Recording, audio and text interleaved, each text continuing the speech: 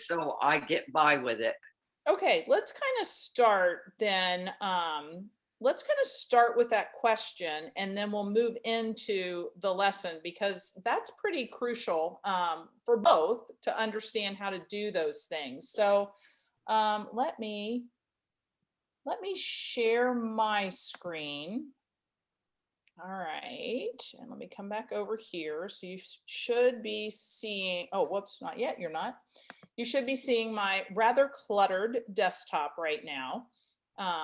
Some mountains, some fall leaves, that kind of thing. So everybody, can you guys see all of that? Yes. Yep. Okay, because sometimes we just grab the Premiere screen, so I want to make sure you can see the whole thing.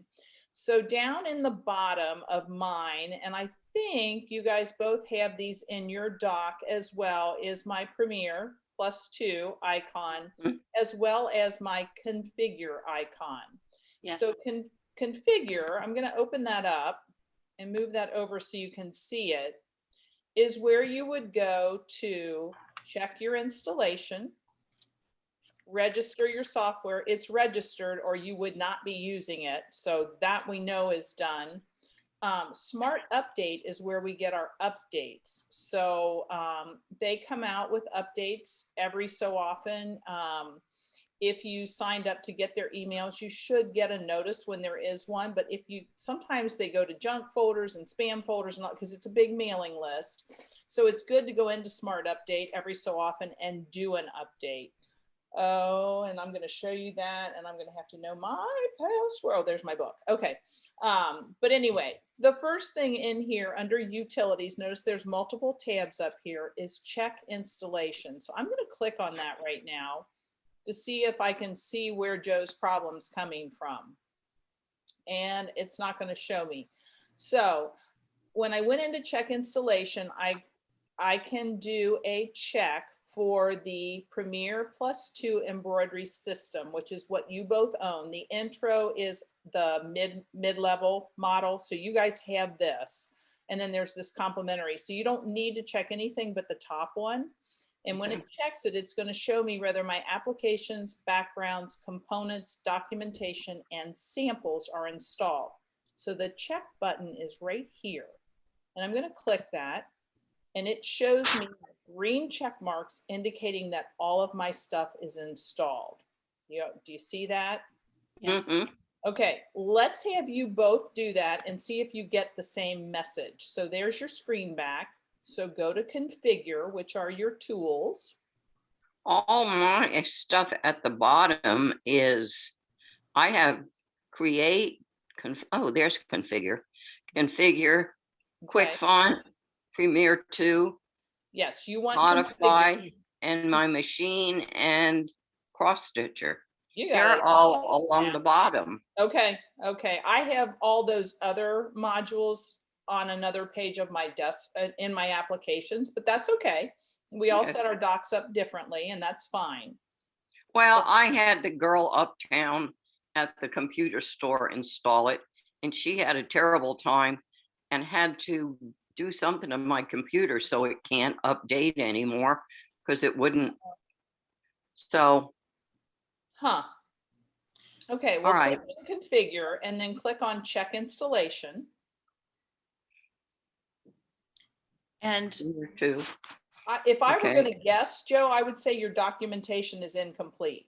Yeah, I didn't want to interrupt, but I'm at that point and it says that my backgrounds are not installed and my documentation is not installed. Yep, that's why you have no help for Joe. So good. I've got 1, 2, 3, 4, 5 application, backgrounds, components, documentation, and samples. Is that everything? Yeah. So if you have green, did you do a check? Do you have green check marks by all of them? See the little check box? No, I have nothing. Well, not yet. You've got to click on check. See the little button that says check? Yes, all are installed. All are green. Okay, so Joe's our problem child. No worries. Just kidding, Joe. Let's get you fixed up. I'm going to come back and show you my screen again. Can I close? Yes, you can. Well, probably not, because I probably just jumped on top of you. Okay, it's gone. You'll be able to in just a minute. Sorry about that. No problem. Okay, so my next step then is to go to Smart Update, which is the light bulb. And this is what we want to do probably at least once a month if we're not prompted to do it from an email or prompted when we open the software. So let me show you what those screens look like. I'm going to do a Smart Update. So I just clicked on it. And what's happening is it says, welcome to software registration. And you go, what the heck? I've already registered, which is true. But this is where we need to go in order to do an update. So we're going to test my memory, lvantrice@gmail.com. Let's see if that's it. If not, I'll grab my book, which is on the other side of the table.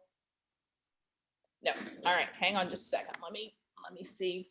I've got passwords for says, shop computer. I've got passwords for my computer. There's too many of them. oh, I know. Pages. I got me a new book and I'm trying to get everything into the new book. And That's it's smart. That's smart. My husband Mm. cannot remember a password to save his soul, and he won't write them down. And I'm like, I'm done helping you. If you won't write them down, I'm done. I'm just done. All right. I've saved some on the computer. What's that? I've saved some on the computer. Which, I do too. I do too. It's like, if we're so secure that we can't use our stuff, that's not helpful either. So, right. I do try to use passwords if somebody hacks my software registration, who cares? If someone hacks my bank account, I do care. So I try to use something special for, important things. Not that my software is not important. Do you have a PIN to sign onto your computer? Yes. Okay. Well, I figured Yes. that's a start. Yeah, well, yeah, because then if your computer falls into somebody else's hands, they've got to figure that out. So yes. Right. Okay, so mine says there are no smart updates. My system is up to date. If I wasn't up to date, there would be a list right here. And it would say, do you wish to update? And you would click and follow the steps to do that. So I believe, Joe, that's what you're going to need to do. I just clicked next and it shows me a registration summary of everything that I have owned and do own. So I started way back with 3D, went to 4D, had 5D, had 6D, had Premiere Plus Ultra, and now have Premiere Plus Ultra 2 or Premiere Plus 2 Ultra. So you can see all of my registrations. So that's what's in here. And if you ever need to change your email address or your password, that can all be done over here on the side as well. Okay.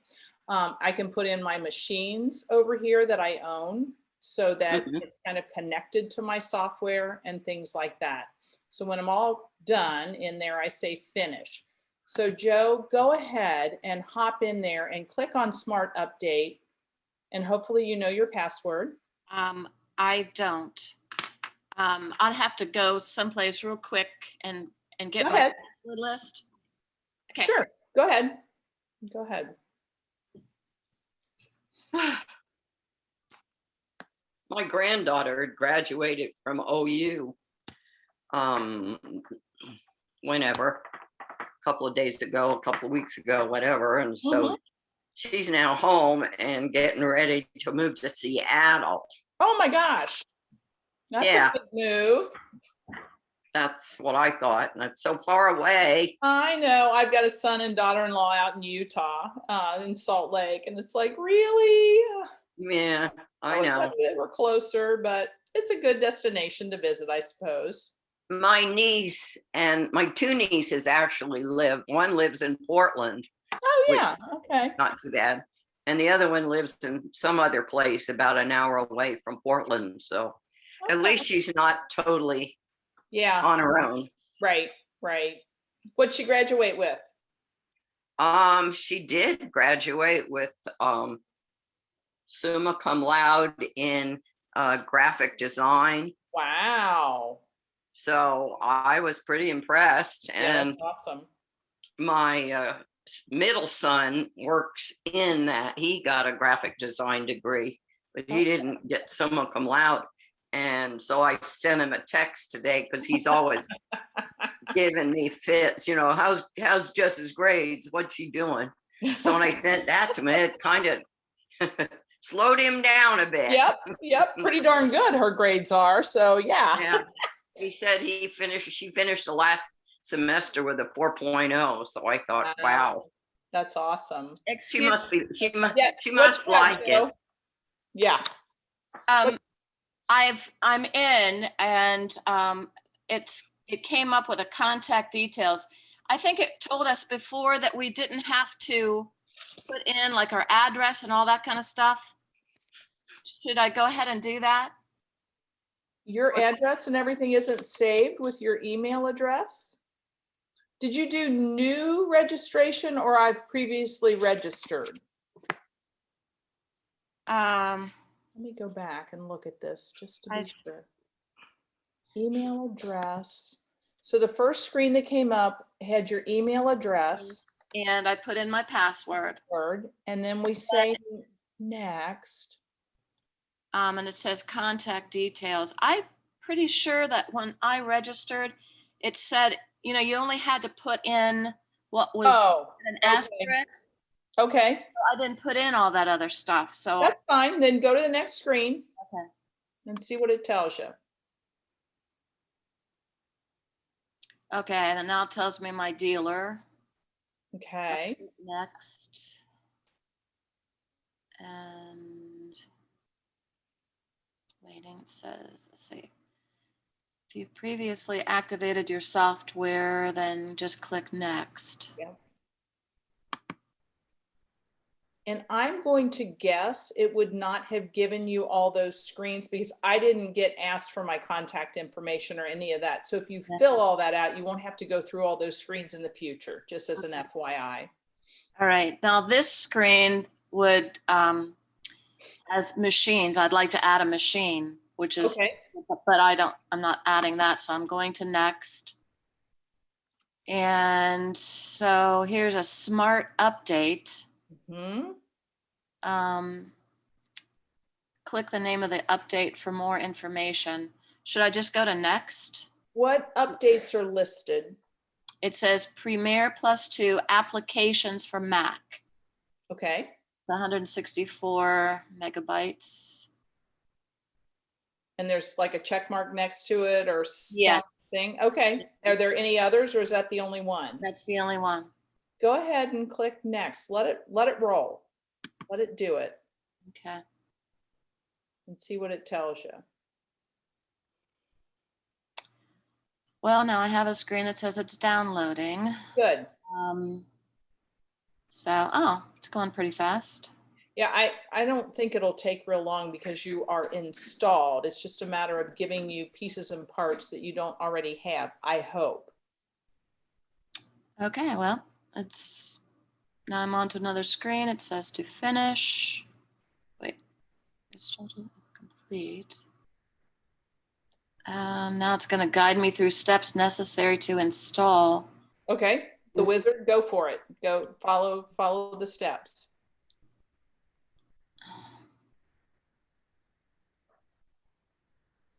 Honestly, there's just a bunch of readme stuff, so I'm just going to hit continue. Oh yeah. I have a friend. He's probably 40 now, but he got married late. He was like 36, 37, and he posted something. It cracked me up. He goes, you know, those license agreements? He goes, it's sort of like talking to your wife. You can go through all the stuff, but ultimately you're going to say, I accept. So he said, just do it and get it over with. Oh. He's well trained. Yeah, very quickly. Very quickly. That's for sure.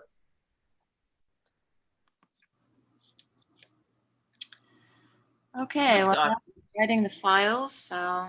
Excellent. Well, what it did is it downloaded it into your downloads folder, and now it's installing it from there. So it actually brought it to your computer, and now it's installing it, and I hope that gives you help.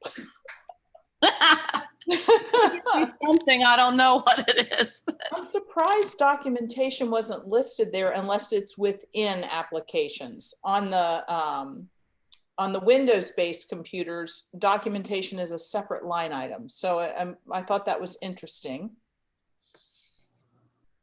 I saw a thing on Facebook the other day that said, happy wife, happy life. Yeah. And then further down said, happy spouse, happy house. Oh, there you go. I like that one. Yeah. I'm going to write that down. I like it. I like it. That's for sure.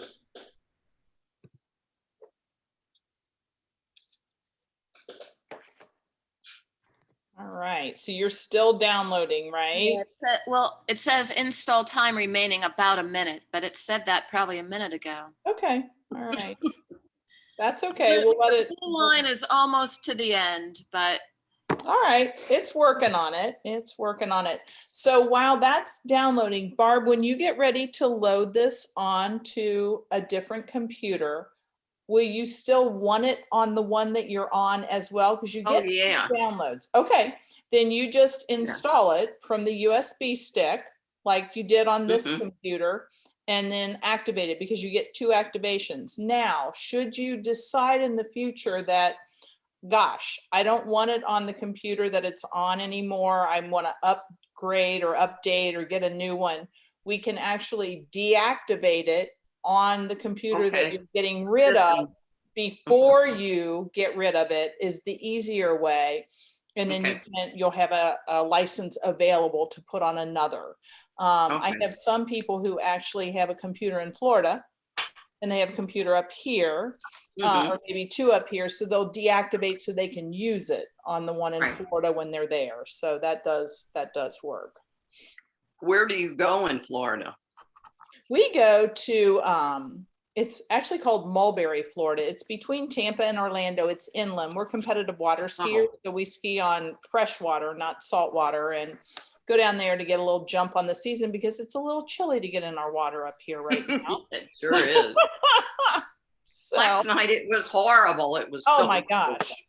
I was expecting to look out and see snow. I know. Well, we laugh. We say in Ohio, sometimes you get all 4 seasons in one day. Well, we've been to water ski tournaments where it's hailed, it's snowed, it's, and then the sun comes out and you go, okay, well, whatever, it's Ohio. I think I used to go to Punta Gorda. Oh, nice. Nice. What'd you say, Joe? I think everything is done. It said it was successful. Awesome.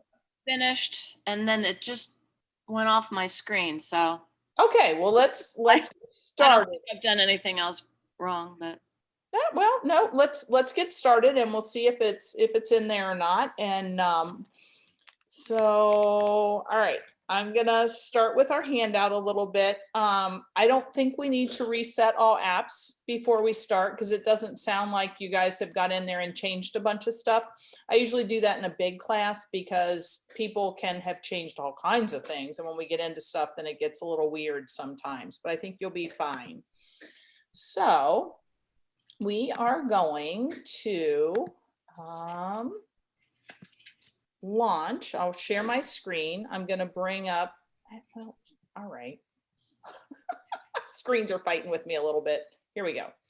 Let me move that over to the side.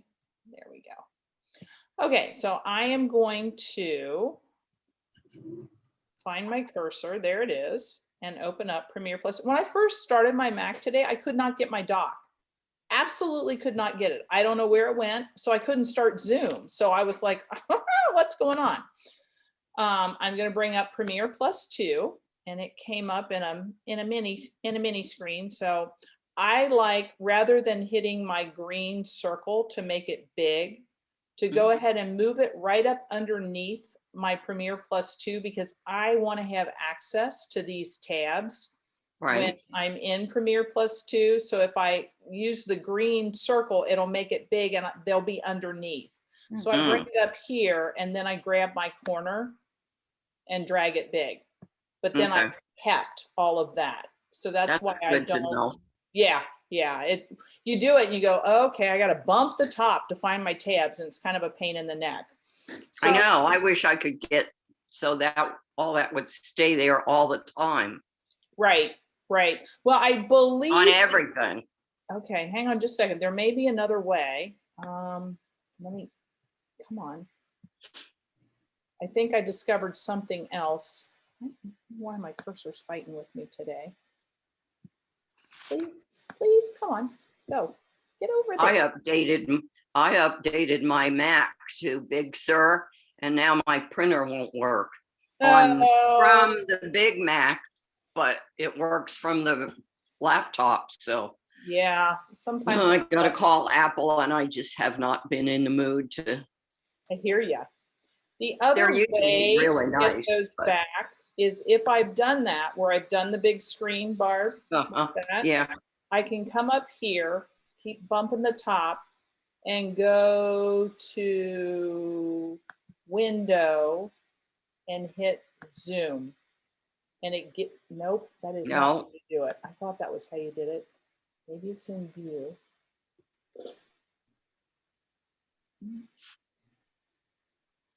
I really thought that was how you do that. Oh, wait. what does it bring all to front? No. I just tried that and that didn't do it either. I thought this worked the other day when I was doing it and it doesn't. Okay, so again, the best way to do it is the way I showed you to This begin way. with, Yeah. okay? Okay, Libby, I have a question. Our pictures um, is right over the design panel over here. Where can I move that? The best thing to do is to minimize it. So see the little tiny, like when you go up to the top of the film strip, there's like the two blocks, the single block and the little skinny one. Do the little skinny one to get us out of the way. That should make It us says little. hide thumbnail video. Yeah, Okay, that get it out of your way? yes. Okay, excellent. And then I'll just move, can I move that to the bottom or? Yeah, yeah, anywhere out of your way. Okay. Okay, so I am on page 1 and I am on number 3 and we're going to change our hoop. And I'm having trouble with my, there we go, there we are. Okay, so to change the hoop, it's up here in our ribbon bar, right up here. So I'm gonna click on hoop and I'm gonna use a universal hoop today because then we'll all match no matter what sewing machine we sew on. And I am going to use the 260 by 200 large hoop. And once I select that, I need to pick whether I want it in the natural rotation, which is the rotation that it goes into the machine, or if I want to work with it in the rotated position so that particularly if I'm doing wording or something long, I can work with it in my view and then it'll turn it back when I'm ready to go to the machine. So I do want to work in rotated and then I'll just click OK. And so now I have a rectangular hoop that is wider than it is tall. So we'll let you guys go ahead and get your hoops situated. I have a quick question about that. Sure. For some of our other 2 lessons, you know, it's always said, you know, choose this hoop, choose that.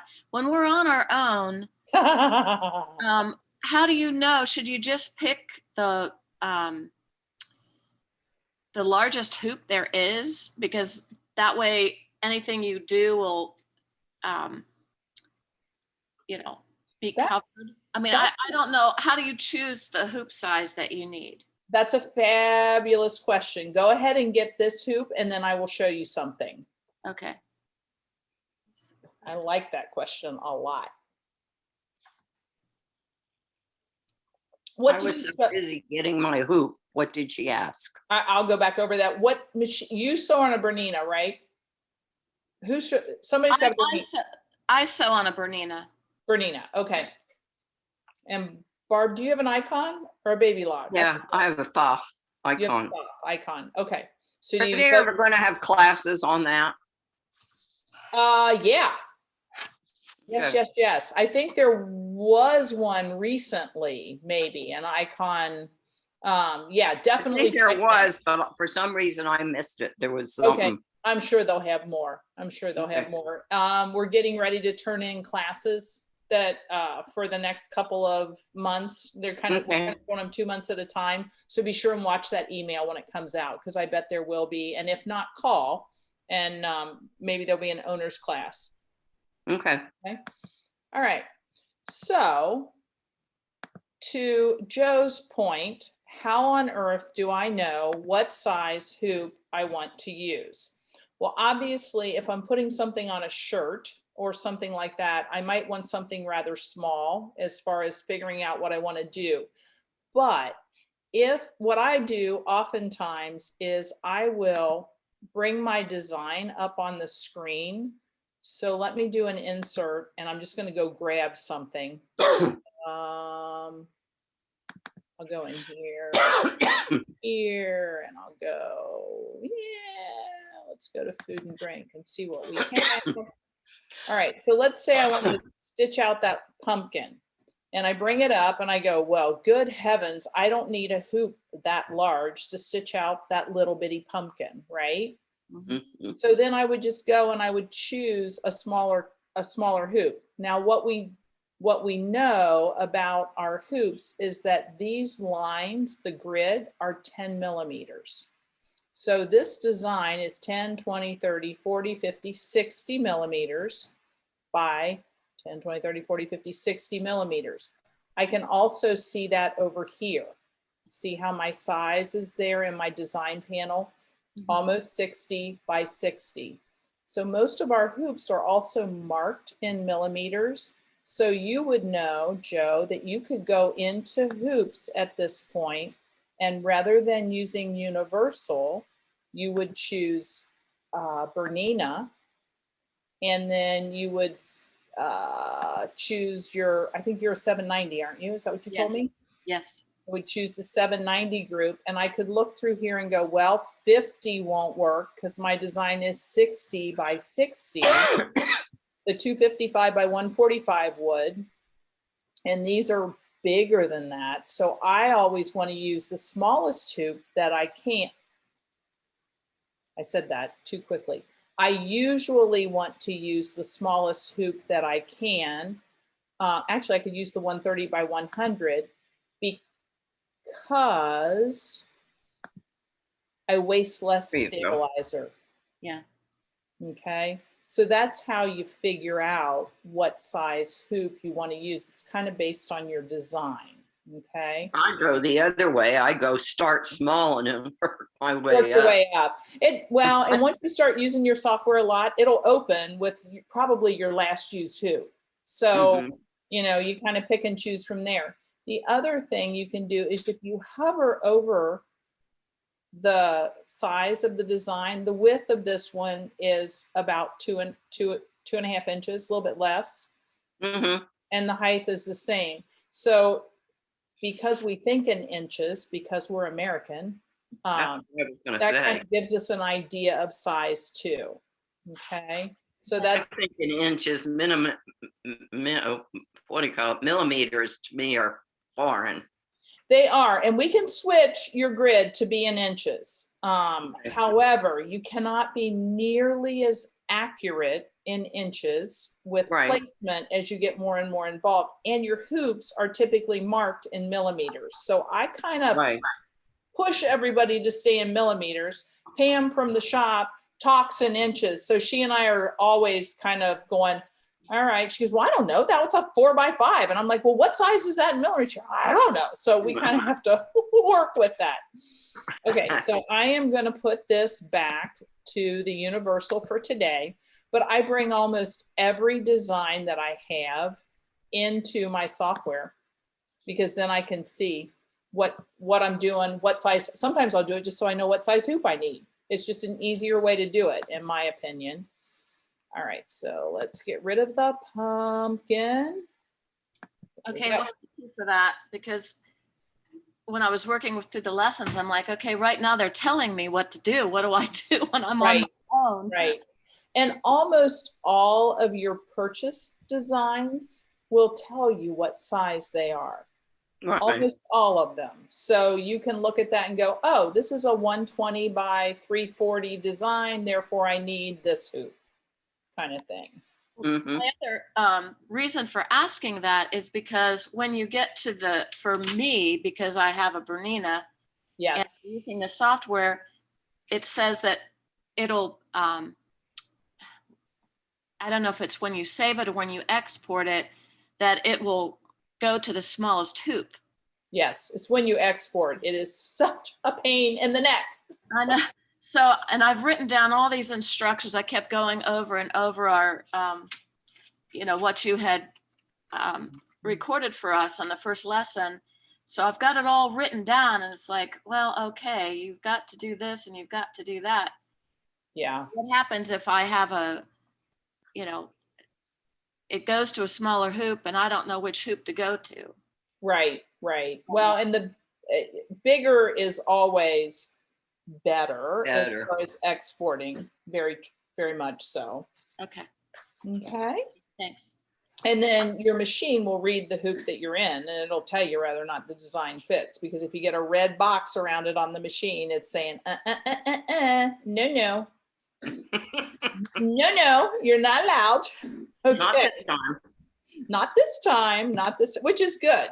You don't want to be stitching over hoops. That breaks needles. Yeah. Okay, so page 2, we're going to go to our super designs in the control panel. So am I sharing right now? Yes. Yes, I couldn't find my little icon.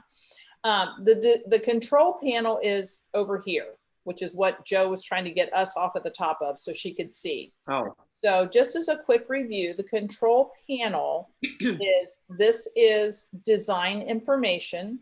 So if there were a design on the screen, we would see how many stitches there were, what the color, how many colors there were, and we'd see the colors listed. The little circle of dots is the Encore tab. I think we played in that last time. mhm. The A is the fonts. So that's the fonts tab. The leaf are the super designs, which is where we're headed. But as a review, this is our frames where we can put frames around things. This is the border tab where we That can looks like the swimming pool. It does. The swimming pool is the border. There you go. There you go. This little guy is the applique tab. And if you just hover over them, they'll pop up and tell you what they are as well. So this is how to create, or this is not how to, but this is where you can create appliques. This is the decoration tab where you can put little stitches where you want to put your beads and your baubles on a design. And then this is the modify tab. And it says, well, you got to have a design to go into modify. You can't modify a blank hoop. Okay, fair enough. Okay, so super designs is where we're headed. And we are going to click over here on the category. So There's Lacey. What's that? The second one down is Lacey. Lacey, okay, all right, there you go. So right now, all we can see are animals, and I have fallen into the trap where I'm looking for something and go, whoa, where did my holidays go? Well, because I'm only in the animals category right now, I'm only going to see animals. So Animals. I can click the drop down. There and you go. All these different categories. And we are looking for the celebrations tab or Okay. folder, if you will. And here are some of the different celebrations. They're calling this a birthday cake. It looks an awful lot like a cupcake to me. Me too. At any rate, so whichever one you have selected will have kind of that blue box around it so you can tell which one you're looking at by clicking on it. We're going to go with the cupcake. Right down here it says style. All of these different designs can be done in, well, not all of them, a lot of them can be done in different styles. So right now color is selected. If I click the drop down, I could also do this as a line drawing, almost like red work, instead of color embroidery. So if I click on line, it shows me what that will look like. And sometimes you might want just a line outline of something. So be aware that that is an available change. If I come down here I again have color and line, and it'll change it for that category. Okay, we are going to use color today, and we're going to make this. You guys should like this. Right now, it's 60 millimeters.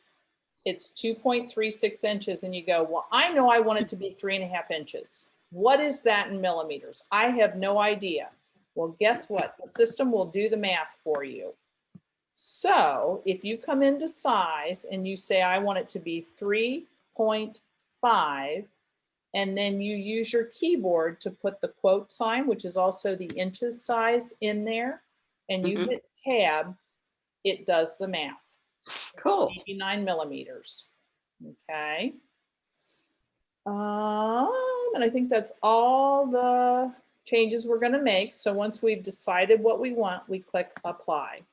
And there is our birthday cake, according to the lesson. According to me, it's a cupcake. It's a cupcake. So you can go ahead and go to your super designs. We have a little shop in town called Ribbon Box, and they sell cookies and cupcakes. And Ooh. my neighbor got me a cupcake that was red velvet with buttercream frosting on it. Oh my God, it was wonderful. I would need to only have a cupcake of that, or I might eat the whole darn thing. I did, because it was like, I'm not saving this. I did cut it in small pieces, but Did you eat them all anyway? they all got disappeared. That'll happen. That'll happen. Okay, Got it? got it. No, Not quite yet. super designs. Where am I? Don't. It was fun watching you, but now I don't. Okay. All right. So remember, there's a control panel over on the right-hand side, and the leaf is your super designs. Okay, there we go. Yep. Animals, celebrations. There we go. Cupcake. And then change it to 3.5 inches for its size. So just take out the 60 millimeter, type in 3.5, and then the inch sign. Whoops.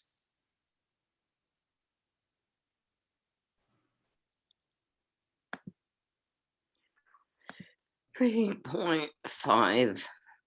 Joe, do you see down at the bottom to the left of apply, do you see that question mark? Yes. Click that. Did you get help? I don't see anything yet. It should have popped right up. I wonder. Oh, okay. Now something's popping up, but I don't, it's just a blank screen. And that little thing that twirls around, so it looks like it's trying to find something. Oh, it says creating super design. Yes, you have help. Woohoo!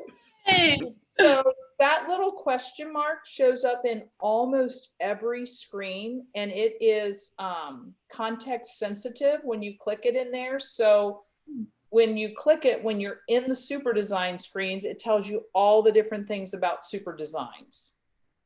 Okay. Right. So your help up top should work too. Oh. So yay, you can close that. Okay. Yeah, I'm excited because it's like, if anybody needs help, it's me. We all do. Well, you know, after a while, you know, if you don't work on it every day, or, you know, it's been a month or so. Oh, absolutely. Absolutely. There are still things that I want to do, and I go, I know it can be done. So that's step one. And then step two is, where do I find it? And how do I, sometimes it's hard to know what to search for. So it's nice if you can get in there part way and then click on that help when you're in that particular section, and it brings all that stuff up. So yay. Oh, that makes me happy. Makes me. Yeah, because I would have looked under birthday rather than celebrations. Sure, sure. Okay. All right, so here is my screen back. And we notice that around this particular design, we have green boxes. Did we talk about that last time? I think we did. Yeah, What does green mean? you can move it Close. or turn it or, You can I change. can move it no okay. matter what color handles it has around it. But what Okay, the green you can- boxes mean is I can change its size and it will compensate stitches. So green means go. I'm going to come over here and I'm going to click on the design, the newspaper print in the design panel so that we can see our colors. We can see that it's 7,151 stitches, 9 colors. Okay. So if I grab the green handles and I make it bigger, Wow. notice how my stitch count changed. I now have 15,000 stitches. So it's filling in when I make it bigger so we don't see through it. That's important so that it's not skimpy looking, but it's really important if I make it little. Because if I make it little and it didn't compensate stitches, I'd have the same 7,000 stitches in that little bitty space and I'd break. And that's nasty. Yeah, it's a bulletproof patch. It's silly. Okay, so I'm going to undo. So edit. But it did take it down. It took it down to 26. Yeah. As long as you have green handles, you can change it to your heart's content. So Okay. I'm putting it back to where it was. Now, when I grab that handle and I drag, I can distort that cupcake into all sorts of weird shapes.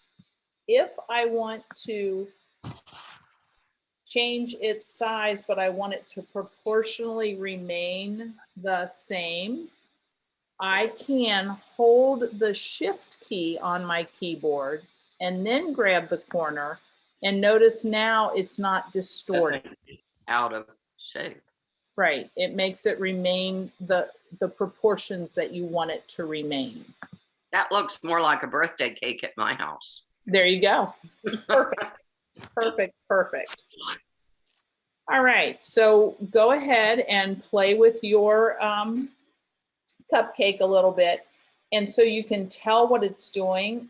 Click on the newspaper print in your design panel so that you can see the design information. How many stitches, how many colors.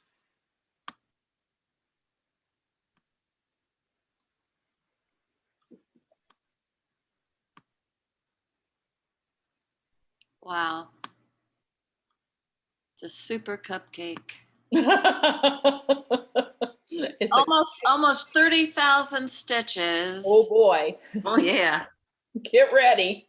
Now, how do you get it back? Okay, so the edit tab up at the top is how you get it back. You've got Premiere Plus 2 embroidery, file, edit, view, design, assistance window, help. Click on the edit tab and do undo. Or design. Or you could do a Command Z. Yes, yes.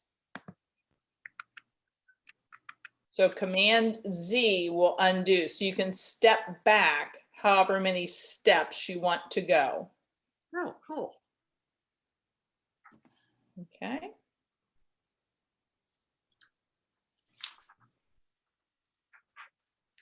Okay, so another fun thing that you can do with your cupcake is, let's say, whoops, remember it has to be select. When I clicked in here, it made all that go away. And that is because the design is not selected right now because I clicked kind of over here in space. If I click on my cupcake, then I get my information. Okay. Okay. Okay.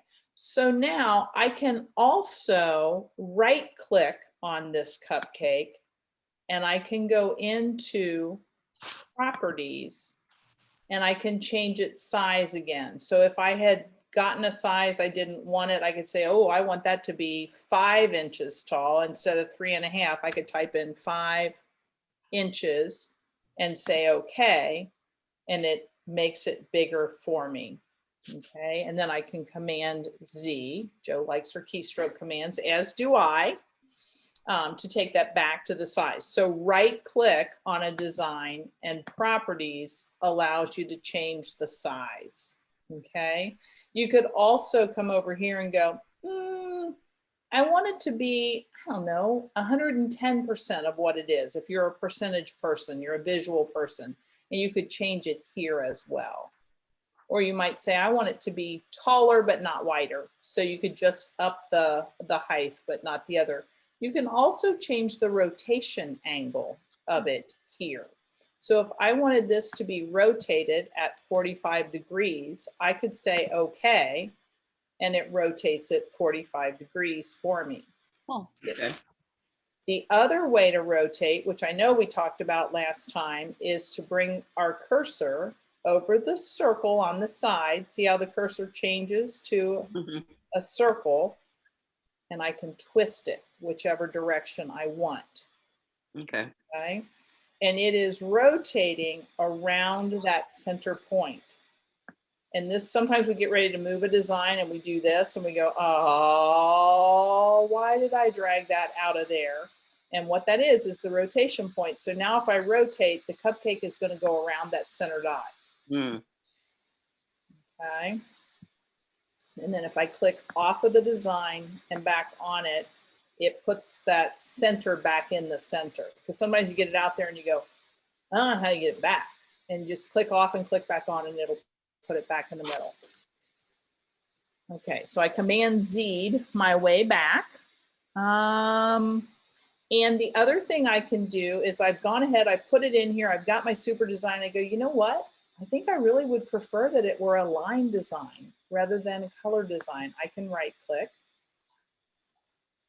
and I can go to Style, which is right here in my drop down list.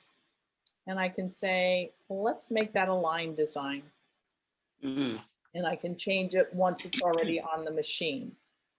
And again, Command Z. Whoop, Well, whoop, whoop, whoop, whoop. All right, redo and redo, which is Command Shift Z. Give me back my cupcake. yay. All right, so go ahead and play with that a little bit. Remember, if you hold Shift and make the change, oh, you did that already. Right click Oh, yeah. Property. and go to Properties and see how you could change the size there if you wanted to.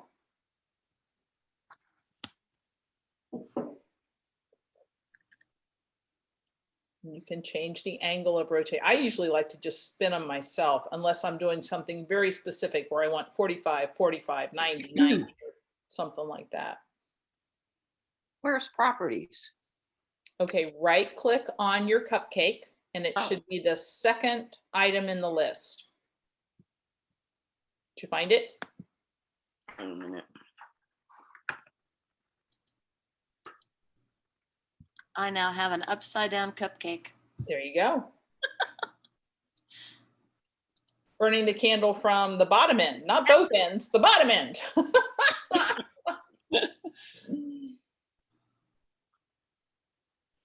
Did you find properties, Barb? Yep, I did. Excellent. Excellent. Okay.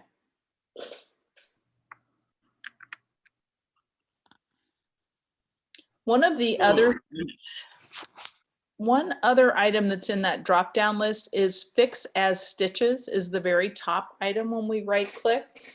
And you only want to do that if you're truly finished adjusting, because once you do that, the green handles will go away and they'll become white. And then it is a flattened design. I always leave my super designs open with the green handles, meaning I can change them even later if I want to. So I don't typically fix as stitches. I don't know that I've come across a time when I wanted to do that. It'll happen when you export, but usually as I'm working on it, I want to leave it malleable, if you will. Okay. All right. Let's show you the next step. All right, so the next thing we're going to do is we're going to add some lettering to our birthday celebration cake here. So we're going to go to the letter tab. And I think we're supposed to move the cupcake to somewhere.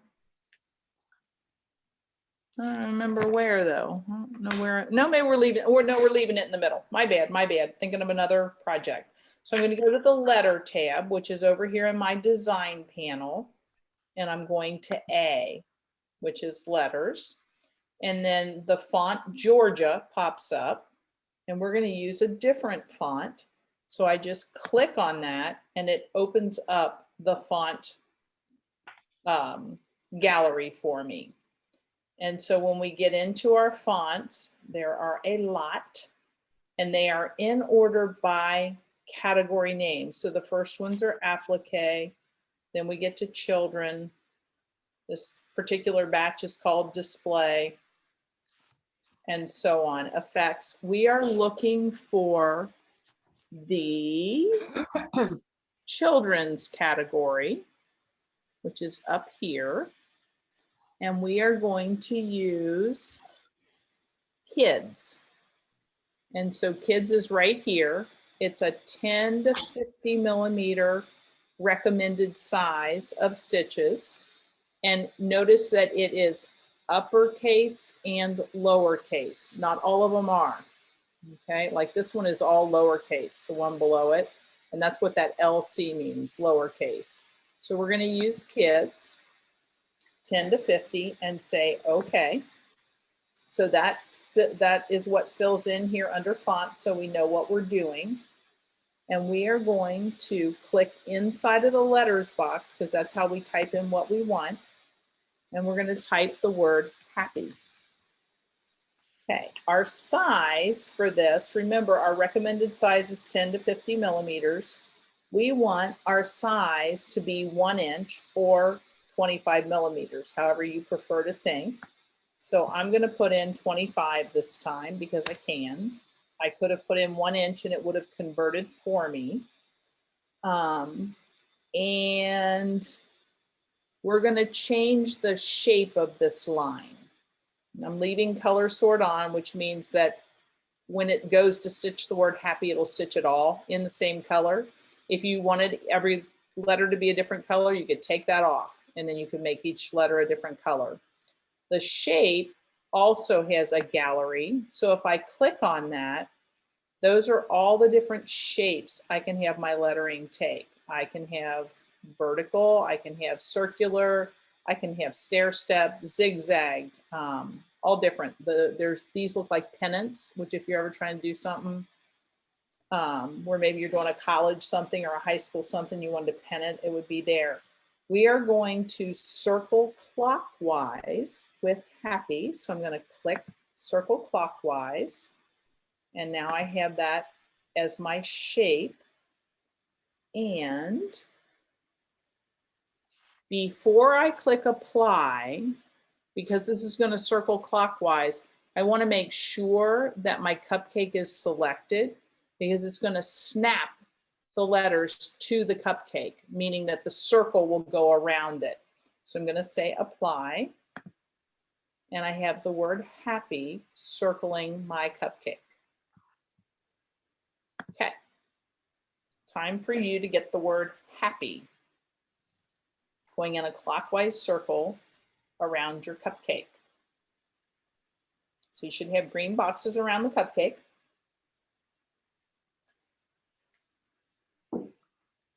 And you're going to go to the letter tab, which is the A.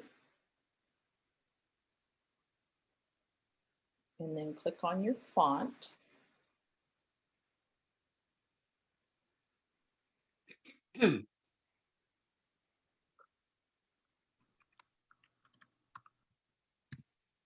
Remember to change your size to 25 millimeters or 1 inch, same thing.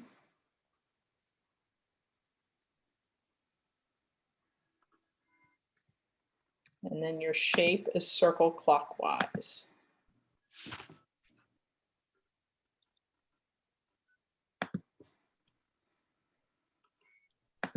Got it. Got it?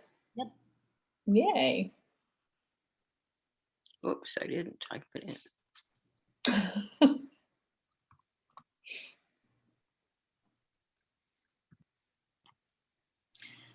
Libby, off the top of your head, and I'll go back and look myself, but next week I'm going over to my granddaughter's preschool graduation.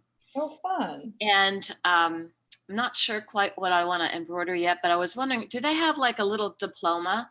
Yes. Okay. Yes. Either in samples or super designs. We'll find it. Don't let me forget. I know we have it in our software somewhere. We will definitely find that. Okay, I just thought it would be cute to put like a diploma in the center, Oh, like yeah, graduation, something like that. I don't know. definitely. Thinking. Definitely. Okay, Okay, I got it. good. All right, so now let's talk a little bit about this circle that we've got going around our cupcake. Notice that, whoops, I think I have to click in here so you can see it. All right, notice we don't have the usual boxes around this because we're working in lettering and we're in a circle. So the only thing we have is this little box as far as a handle. So what that box can do for us is if I put my cursor over it and I drag bigger, it moves the letters out. If I drag smaller, it moves the letters in. Didn't change the size of my letters. It changed the size of my circle. And I'm going to Command Z and Command Z to put that back. The other thing I can do with this is I can change where those are on the circle. So I can drag that circle or the box around my circle and it moves the letters on the circle. Now, I don't know if you noticed as I was dragging that, I was having trouble keeping my circle the same size. So if I was happy with my circle, I can, and I always have to look, I'm sorry.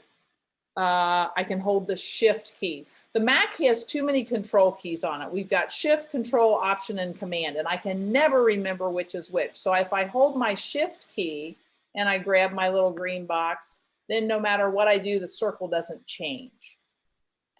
It just moves where the happy is on my circle. Okay. So I'm going to put my happy a little bit off to the left-hand side because I'm eventually going to put birthday here. So I'm going to let you all play with that circle a little bit.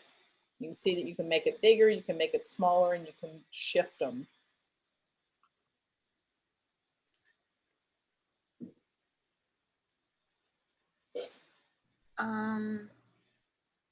What did I do?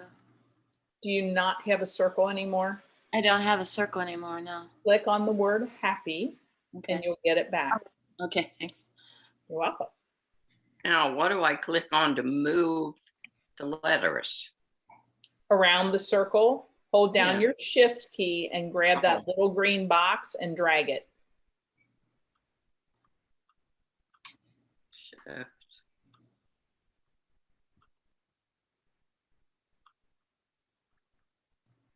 Did that work for you? Yes. Awesome. Awesome. So dragging it bigger or smaller you can do, but if you hold shift, then you can move them on the circle the size that the circle is. Okay. Now go ahead and click on your cupcake. Can you get a box around it? No. No. Oh, I just did. How did I do that? I clicked off of it onto the grid someplace. Oh, you can, you're right. You click off altogether and then you can grab the cupcake or you can click on the happy. You can move back and forth that way. We're not sometimes they're layered under each other and you can't get to the center design. And so I was going to show you how to get there, but you can. You don't have to worry about it just yet. We will. Always remember that if you click on edit, next design and previous design Mm. are you can use it there, or you can command arrow right or left to move through the designs.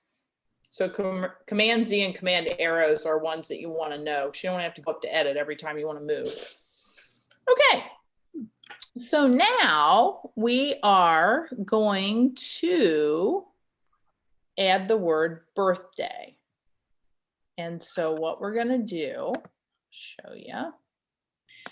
I'm still on my, okay, sorry. Oh, I just took it, didn't I? What's up?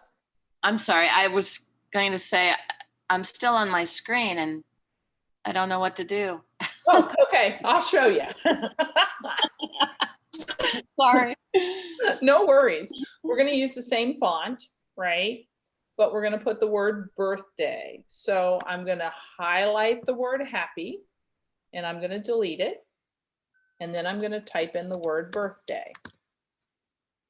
Now I want birthday to go underneath and circle. So I don't want it to circle clockwise, because if I do that, it's going to continue on around the same way as happy. So I'm going to come down here to my shape. And the first one was circle clockwise. I want to circle counterclockwise with birthday. So I'm going to choose that. And I'm going to say apply. And look what happened. Why did it go over there? Does anybody know? No. Okay. What I did, let me undo that so you can see. I have the word happy selected right now. So it snapped its circle to that design instead of the cupcake. So I want to make sure before I apply it that I click off of the designs, choose the cupcake, and then hit apply, and it snaps to the cupcake. There you go. And then I'm going to hold down my shift key and I'm going to drag birthday over to the side like that. There you go.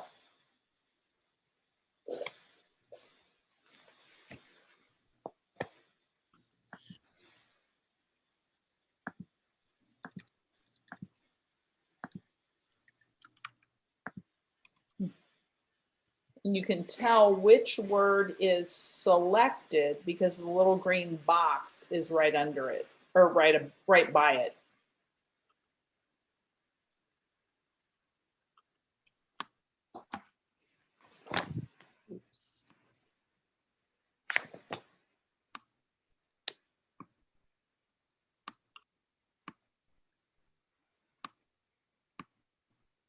Now I have a bigger circle and the birthday's out of the hoop. Okay, you probably didn't hold down shift when you grabbed your green box. So do a command Z and see if you can get it back to where it's close to the cupcake. And then make sure you hold shift when you grab your green box to move it around. To keep it the right size.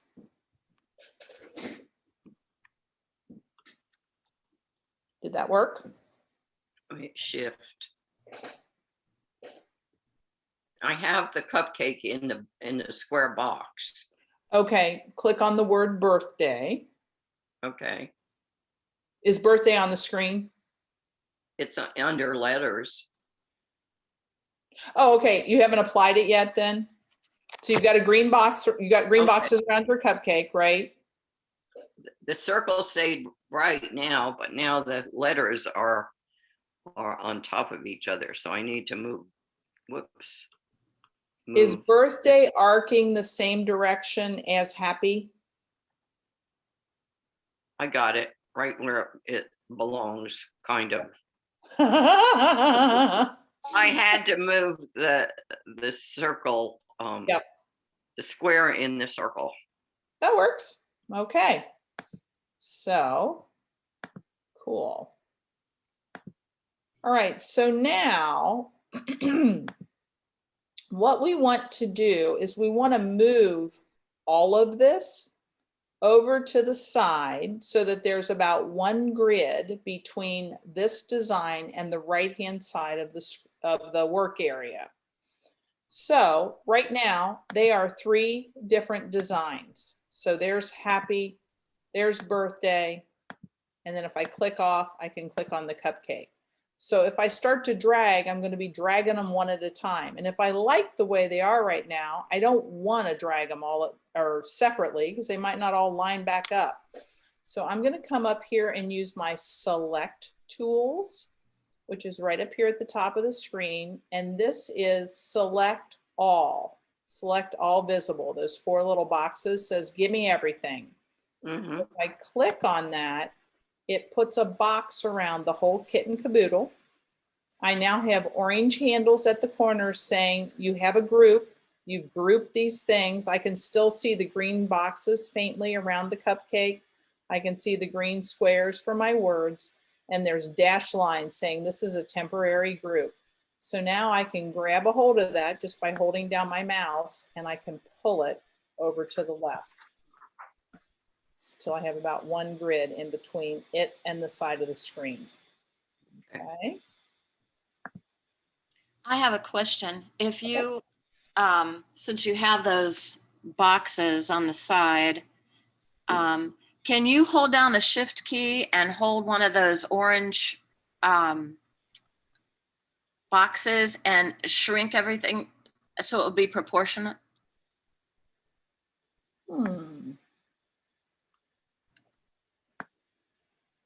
Yes, you can. However, the orange handles do not allow the system to compensate size for you or stitches. So if you do that and you change the size, you will not have changed the stitch count. Okay. So we have to go after that a different way, and it can be done, but there's a different way to do it. You only want to change your size when there are green or blue handles. Okay. Okay. Okay, so let's see. Now I need to select and move. Okay. Okay. Got it? Yep. Okay. Mhm. All right. So now, I'm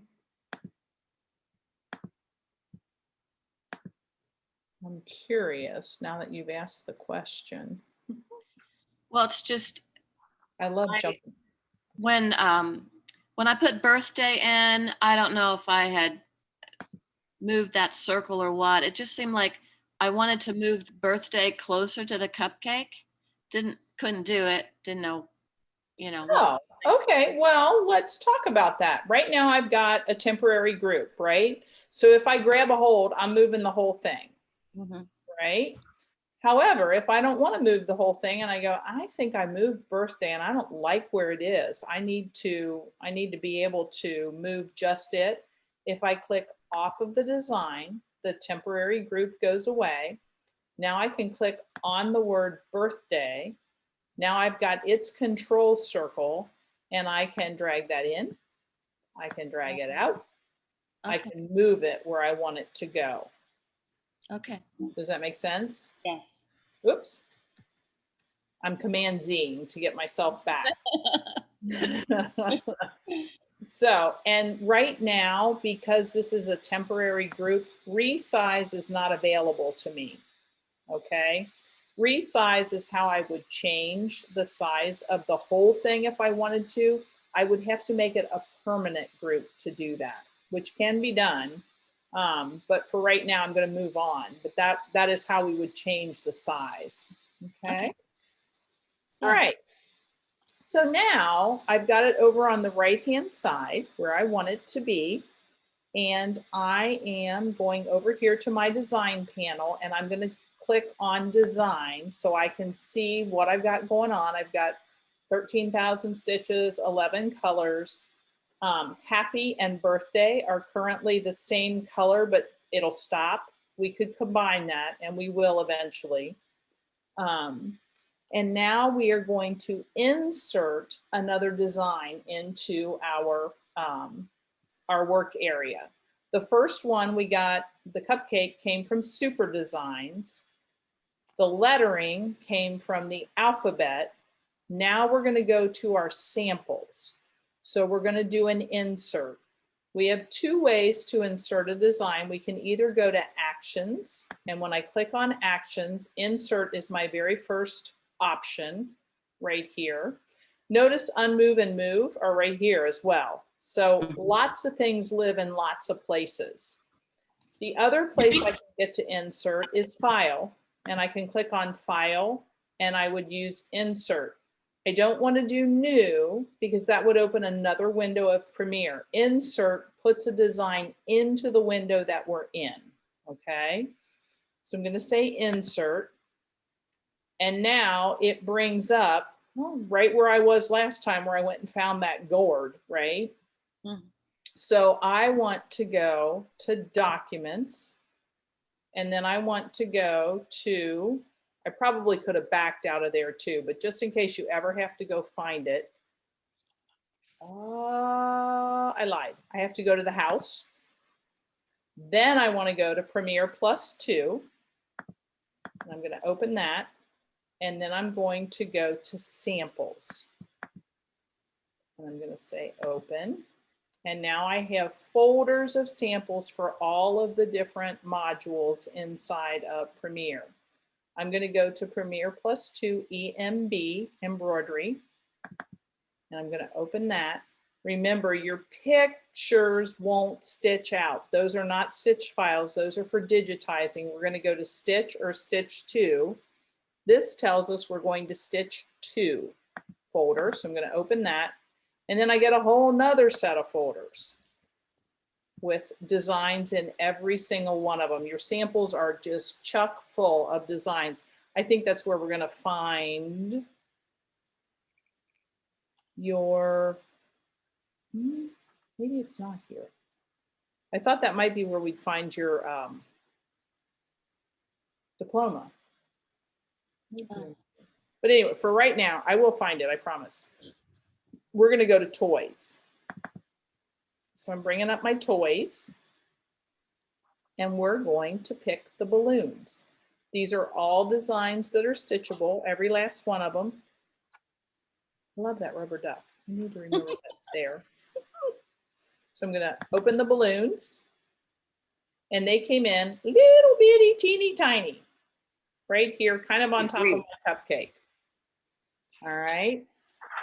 Those are not big enough to do much of anything with. So I'm going to pull them over here to the left-hand side because I want them to be somewhat proportionate to the design that I have. This design has white handles, meaning that it is as it is. They're not green. So if I change the size of this, you can start to see through the balloons. Okay.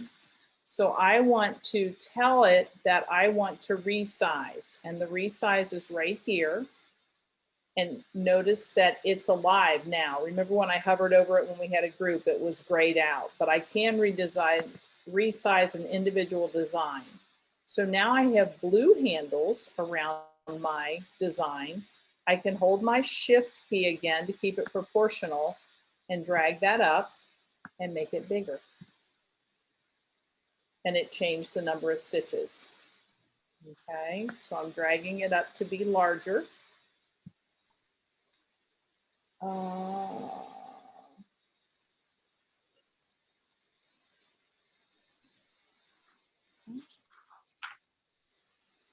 going to undo that for just a second. I think this is something I learned. Is that Alt and Option? Option Shift. What, wait a minute. I wasn't following the directions because I knew how to make it bigger. Yeah, okay, that is a good thing to know. I thought that was there and I'd forgotten about it. Okay, so again, there's my balloons. Sorry for my little diversion there. I want to resize them. If I hold down my Option key on my keyboard and my Shift key, it will make it bigger from the center. So it'll grow both sides of the center. So if I drag now, see how it's staying where it is and it's just making it bigger going both directions. Whereas if I don't hold down the Option key and I start to drag, it just gets bigger. Taller. Taller, right. I mean, it's doing the same thing. It's just kind of a handy tool for if you've got something that you have sitting on your center line and you say, I want it to be bigger, but I want it to still stay where it is. If you hold down Option and drag, it makes it bigger that way without, keeps it in the middle. Okay. So let's go find the balloons by inserting them. So you can either use Actions or File, Insert.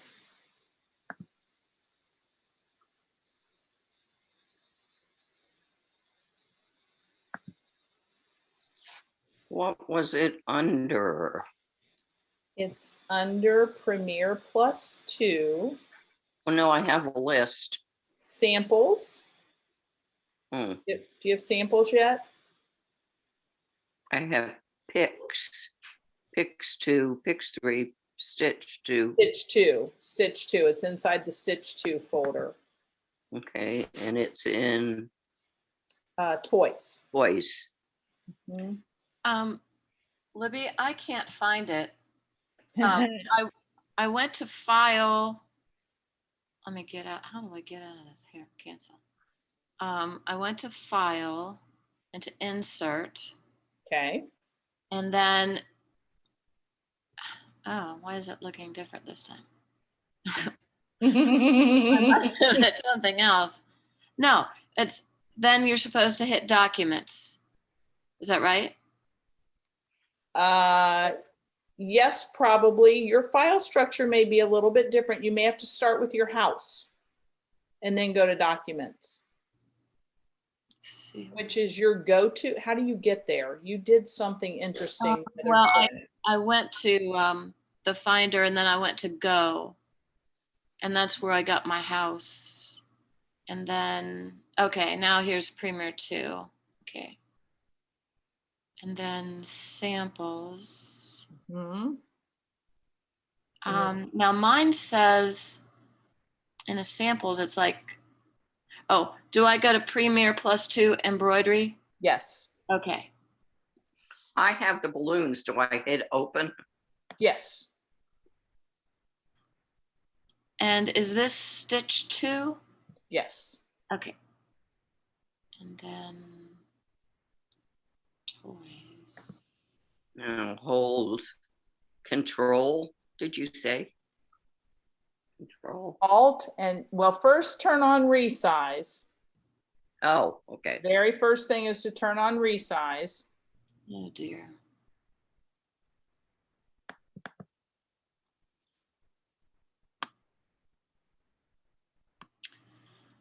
Where is that? Next to the leaf? No, it is up there in the ribbon bar next to hoop. Oh, right there. Duh. That's all right. No, there, you know, sometimes you feel like, oh my gosh, why can't I find things? Or holy moly, I've got to go so many layers in. And it's because this software is so rich. I mean, it's got so much in it. The resize is not, it's light gray. Grayed instead out. of Okay. black. So tell me, when you look at your screen, what do you have handles around? What do I what? What do you have like the box around? Anything or nothing? There's a box with blue things around the balloons. Oh, well then you've already turned it on. You're ready. Oh, okay. That makes it easy. Yeah, there you go. So I'm still struggling. And when I double clicked on balloons, it brings me to a new hoop. Okay, so you have opened the balloons instead of inserted them. And that was a function of you trying to find them because you were having trouble figuring out where they were because we don't have your house folder up there in your enclosing folder. So we need to do that for you. So what I want you to do right now, is there a box around the balloons? Let me see here. Box around. No, no box. Okay, so click on the balloons. I have, but nothing's happening. Uh-oh. Where are you? It's at the top of the screen or at this window. It says balloons, VP4. But there are no balloons on the screen?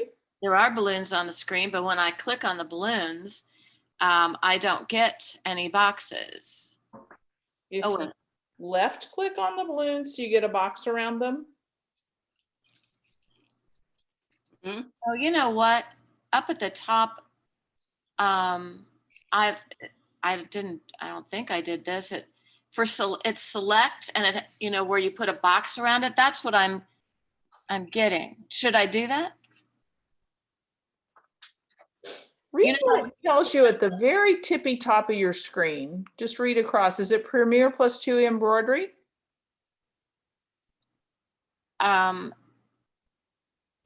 The screen that is active right now, it has actions, my Sonnet, zoom, Okay.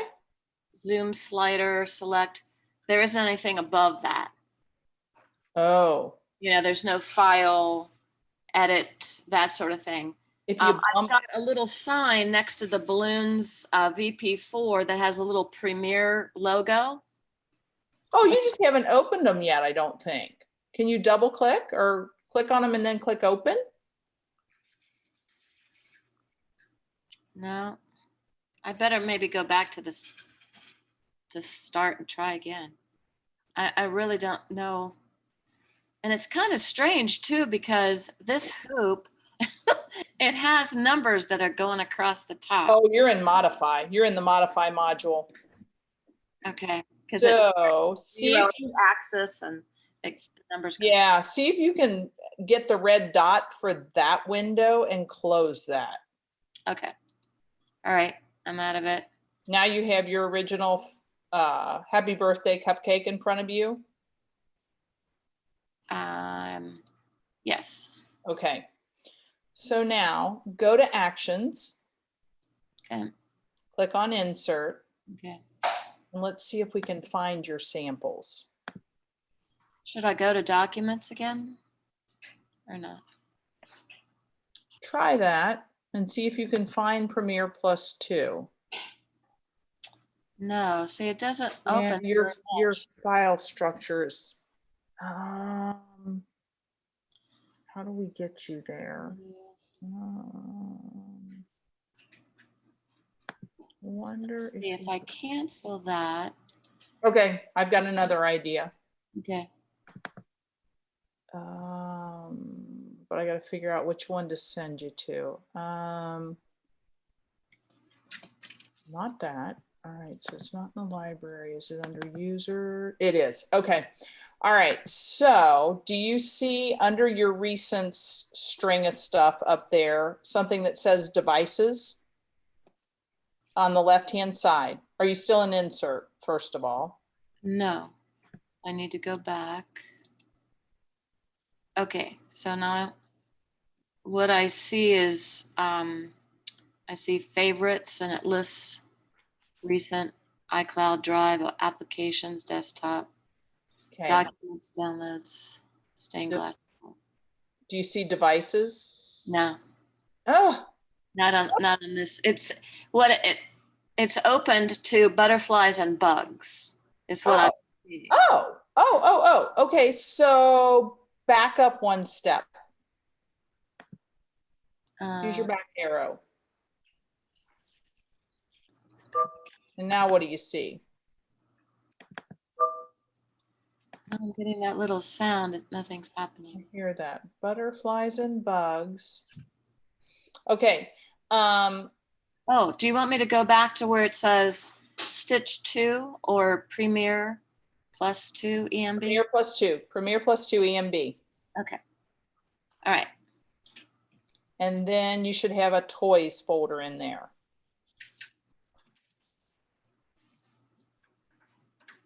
Once you open up Premiere plus 2 EMB, you should have toys. Yes. I'm sorry, under Stitch 2. Good golly. And you know, the funny thing is that the last time I saw this, things were in a different position. Now they're I'm using the other insert because before I went to file insert and this time you had me do actions insert and it's, Oh, this is better because it's taking you inside of the Premiere system instead of using file, which gave you your entire file structure. Okay. but I don't see the balloons. Do you have the toys folder open? Yes. It's the Oh, no, oh, It was the very top one, I think. in a different place. At first it was in the top row left and now it's in a different place. Okay, I have it now. All righty. So, okay, so now I click open. Yes. Okay. I'm so sorry. It's okay. This is when I wish we were in the store because I could have walked over and gone, oh, it's right here. Yeah. But, you know, Okay. Do you hold the command key and move it or the shift key and move it? have you, to move it, all you have to do is Oh, I hold can- down on it and drag it. Okay, so now should I click resize? Yeah. Okay, and then hold what? Option and shift will allow it to grow both directions when you Okay. drag your corner. All righty. Okay, there we go. Woohoo! We have balloons. Oh, my. All right. So now we are going to rotate our balloons just a little bit by using the rotate handle, the circle on the side, and tilt them in a little bit towards the happy birthday. I've got the hiccups. I apologize.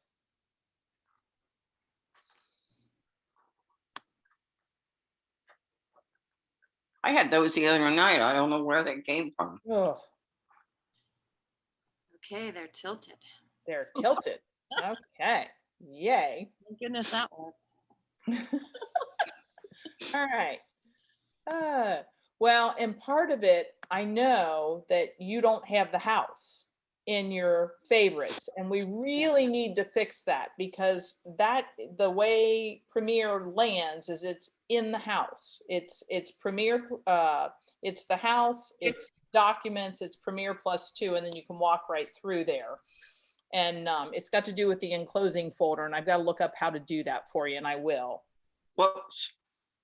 Okay, so now back to my screen for a minute. Where's my cursor? Here we are. All right, so we have balloons that are tilted. We have happy and birthday. When I tilted my balloons, I want you to notice that the box that's around them kicked outside of the grid. Yeah, I was But- looking at that, trying to move it. What's that? I was looking at that. I thought it was mine and I was trying to move it. No, it's kicked outside. As long as I still have squares at the corners, it's stitchable. So the Okay. selection box is outside of the grid, but all of the Good stitching design is it. inside, so it's happy. Okay, Mhm.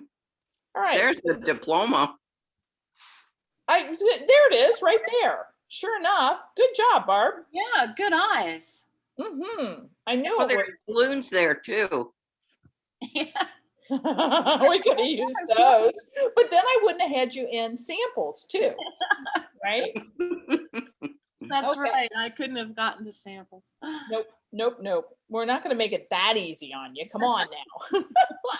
I thought it was under celebrations even. I can't believe I didn't notice that there. So yeah, you have so many. It's not even funny. I wonder what's tassels.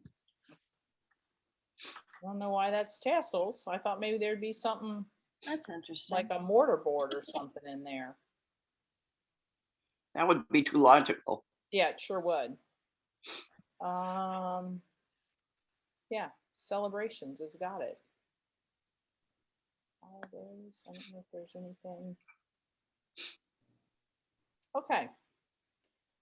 Anyway, so now I'm going back. We now have 4 designs on the screen. We have balloons. We have the word happy. We have the word birthday. And we have a cupcake. So they're all separate right now. Okay. Mm-hmm. So we're going to put a border or a frame around this as though we were going to stitch out a card. So in order to do that, I need to put all of these 4 items into a temporary group. So I'm going to come back up here to select, which is right up here at the top, and I'm going to say select all. And it puts a temporary group around my designs. I know it's temporary because of the dashed lines. And I know you're probably thinking, why does she keep calling it temporary? But there will come a time as you learn more and more and more where you'll see that that line is solid, meaning it's a group, or temporary group. So right now I've got it selected as a temporary group. If I click off, I'm back to individual pieces. So it's temporary. Okay. So I'm going to select all as soon as my Zoom little window gets out of my way. There we go. Select all. I have a temporary group and I want this to be centered in my hoop. So I am going to go up here to the design menu, click design, and click center in hoop. And it moves all the pieces and parts, the selected stuff, into the middle of the hoop. This is why we left a little bit of space around it, because we're going to put a frame around it now. So go ahead and do a select all, which are the 4 little blue boxes up there above the select information. And then click on the design tab, which is up at the top, and do center in hoop, and it's near the bottom of the design drop-down list. Okay. Got it? Yep. Awesome. I think one of the confusing things in the Mac operating system is the fact that when we talk about things, this is the design panel. We've also got a design tab. So it's like, what design are we talking about? Mm-hmm. Here we go. So select all. All right. So now we're going to go to the frame tab in the design panel over here, and I'm going to click on frame, and it's going to give me a gallery of frames. Notice I can have just corners, I can have an actual frame, I can have stuff on the side, flourishes, or I can have a little zoop-de-doop underneath, which is kind of a fun little flourish right here. We are going to do a frame, so we're going to choose that one, which is the full frame. Notice we've got applique frames, applique shields. We have Art Deco frames. There's all different kinds of frames in here. There's a big gallery. It's kind of like, how am I supposed to remember where all this stuff is? Just got to play. So we are going to go to classical. We have a relatively square design. So we're going to choose, oh no, well, it's a little bit rectangular, I guess. We're going to choose frame number 7, which I believe is that one. So I'm going to choose frame 7. And then I have to choose a margin.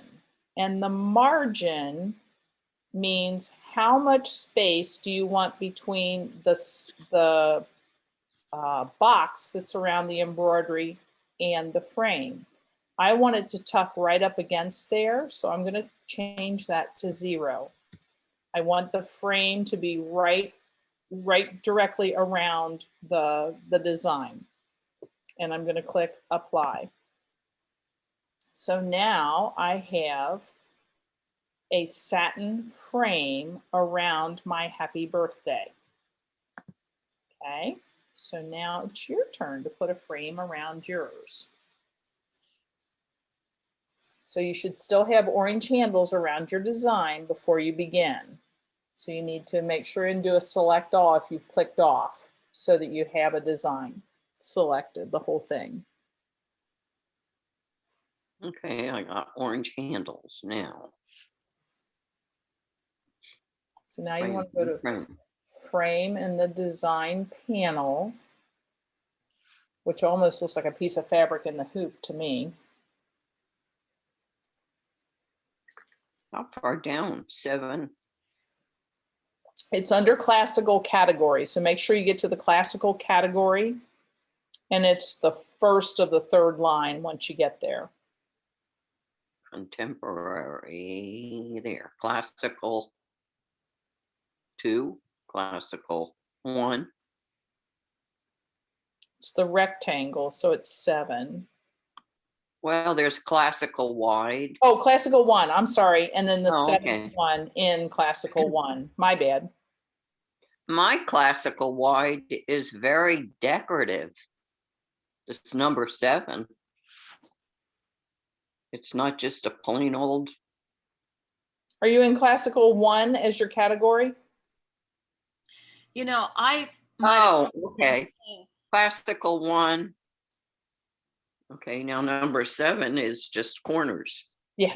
And I did the same thing. You have to click, well, if you go up to type, you have to go to that second one, which is a frame. So there's something all the way around. Oh, wait. Because I did that too. And I'm like, oh, this says Field. classical, but this doesn't look. Doesn't look right. Art Deco. Art Deco banners. Keep going. Candle wicking. Classical. There you go. There it is. Good job. And then change the margin after you select number 7 to 0. So it tucks right up against the selection box. Looks nice. Select this one and apply. Okay. So Yay, there it is. yay, woohoo. All right. Now, I'm going to share my screen again. And the frame is slightly smaller. If you look here, it's slightly smaller than the design because the selection box was right up against birthday. And this is a satin stitch. So the center line of the satin stitch is below or outside of that Y, but part of that satin is on top of the Y. Right. So I'm being fussy. So what we want to do, there's a couple things that happened. So this is underneath that Y, which we don't particularly want. And if we look at this, I'm going to go back to my design stitches part of the panel. Notice that it put the frame first.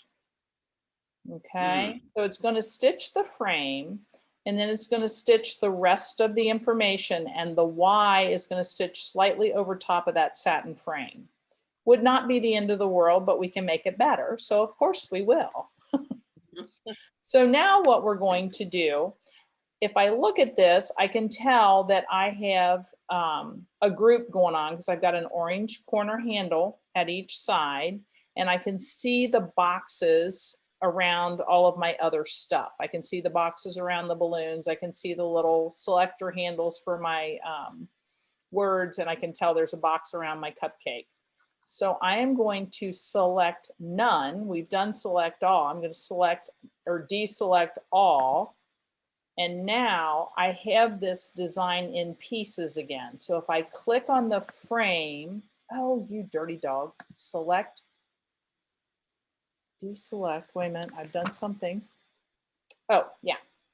Then once I have deselected, I have to come over here to my group function, because if I click on it again, it gives it right back to me. So I'm going to select none. I'm going to come over here to group, and the last item in that is restrict groups, saying, don't group it for me.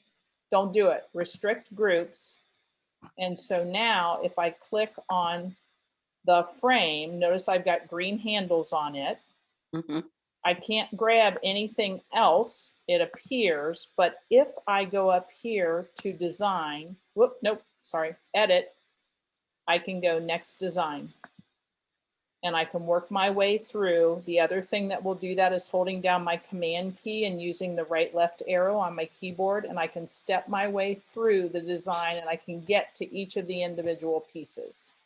So there's the frame, there's the cupcake, that's happy, that's birthday, and there's the balloons. So the cool thing about the frame is it came in with green corner handles, meaning go. I can change the size of that and it will compensate stitches for me because it came in much like a super design comes in. So I am going to hold down my Option key and my Shift key, just like we did with the balloons. And I'm going to grab a handle and I'm going to make that just a little bit bigger to get it off that Y. You see that how I did that? I made it just a little bit bigger by holding Option and Shift. If I didn't hold down Option, it would have just grown one direction. I wanted it to grow all directions proportionally. All right. So now it's your turn to break apart your design by doing Select None or Deselect All. I'm sorry, I'm using the wrong words. And then going over to Groups, and the third option in Groups is Restrict Groups. I hit deselect. Okay. Was I supposed to hit Shift deselect or something? Yep, just deselect all. And then over next to select is select mode. Over next to that is group. And the last icon in group is restrict groups. You want to click that. Is something supposed to happen when you do that? You should have green handles around your satin stitches instead of orange. Okay, I actually had to. Out of sheer dumb luck, I got it to do that. I prefer to think it was carefully guided by the instructor. Hey, I can even move the other side because it was touching the balloon. Yep. So I got that out of the way. Nice. Yay! Woohoo, woohoo, woohoo. Now what? Before I screw this up. Okay. Joe, did you get yours? Sit tight, Yes. Barb. Yes, I did. I actually had to like click on the border or the frame in Yeah. order to get those green handles. Okay. Yep.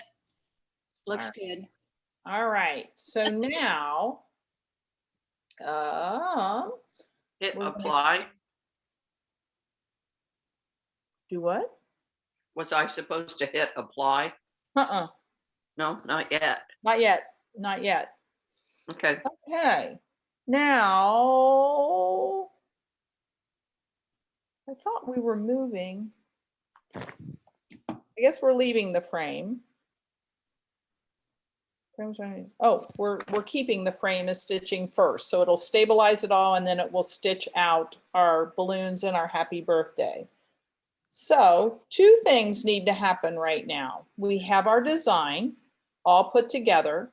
We want to save it as a VP4. Remember, VP4s are for everyone. And what that will do is save it in all of its different pieces, because you might have a little boy that you want to do this for, and you want to make the icing blue instead of pink, and you want to be able to come back in and change things. Or you might want to be able to come in and say happy 1st birthday, or you might want to change the colors of the balloon. So we're going to save it in pieces right now. So when I click on here, I can see my orange handles back behind there. So I know that I am in, that it's grouped, but it has not been combined into all one design. So if I click on that icon that we use to restrict groups, I can now see orange handles. There's my handles for all of my individual pieces, and there's my balloons. So I want to do a save as, so I'm going to come up here to File, and I'm going to click that, and I get a drop-down list, and it doesn't say Save As anywhere. It says Save. We do not want Save. We want Save As. So to get Save As, if I hold down my Option key, it shows up. You see that? Save is right there. If I hold down Option, Save As pops up for me. So I hold Option and I click Save As. And I want to tell it that I want it to save as Happy Birthday. And I know I hadn't named it yet because it still says untitled up here. So Happy Birthday. And I'm going to save it in My Designs. I want to put it, I click this arrow right here to open up my file structure so I can put it where I want it. I do want it in My Designs, but I want to put it in our Basics class folder. So I'm going to click on that. And I'm going to open Basics. There's our Spring Has Sprung that we did the first lesson. Now, the thing I haven't looked up how to make as a default.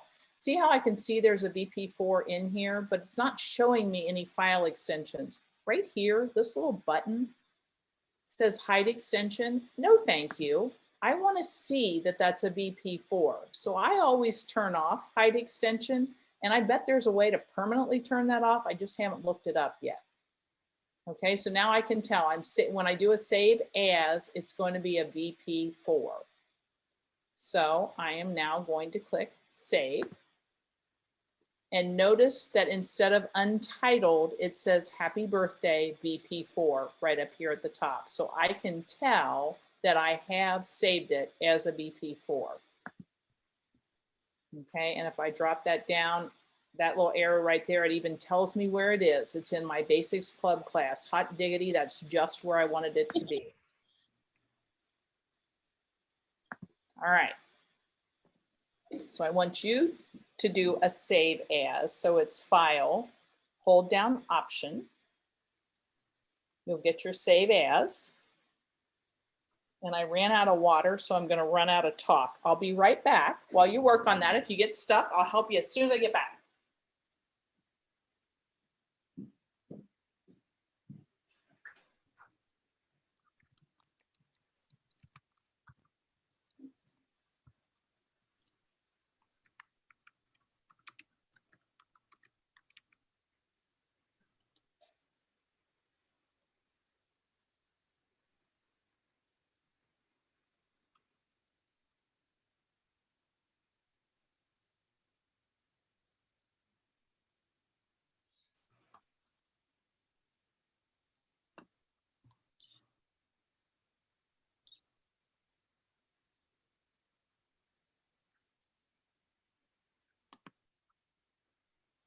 Woohoo. Yes.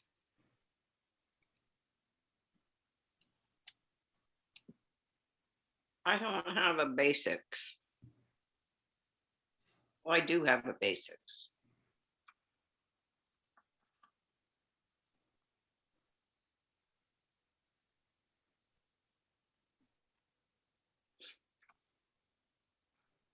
Don't forget to uncheck that hide extension so that it shows up with that VP4.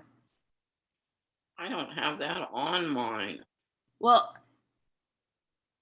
if you look in the lower left-hand corner, do you see it down there where it says hide extensions? No, all it says there is new folder. Oh. Oh, sorry, I don't know where you are then. Well, one, I'm in samples, which probably shouldn't be there, but I'm in My Designs. Wonder what that is. Okay, did we get it saved? Well, I can say hot diggity. Yes. So yeah. I'm in My Designs, PP2 Basics, and there's the Spring Has Sprung, but I don't have any thing down at the lower. I have what it is at the lower left is new folder. You're in the folder you want to be in. What's over on the right? Save. Yeah. Okay. Did you name it already? Did you type in Happy Birthday? Mm-hmm. Okay, then click Save. So now when you look at your Happy Birthday up there. Okay. Yeah, excellent. You saved it. Okay. It doesn't say anything about VP4. Okay, let me show you why.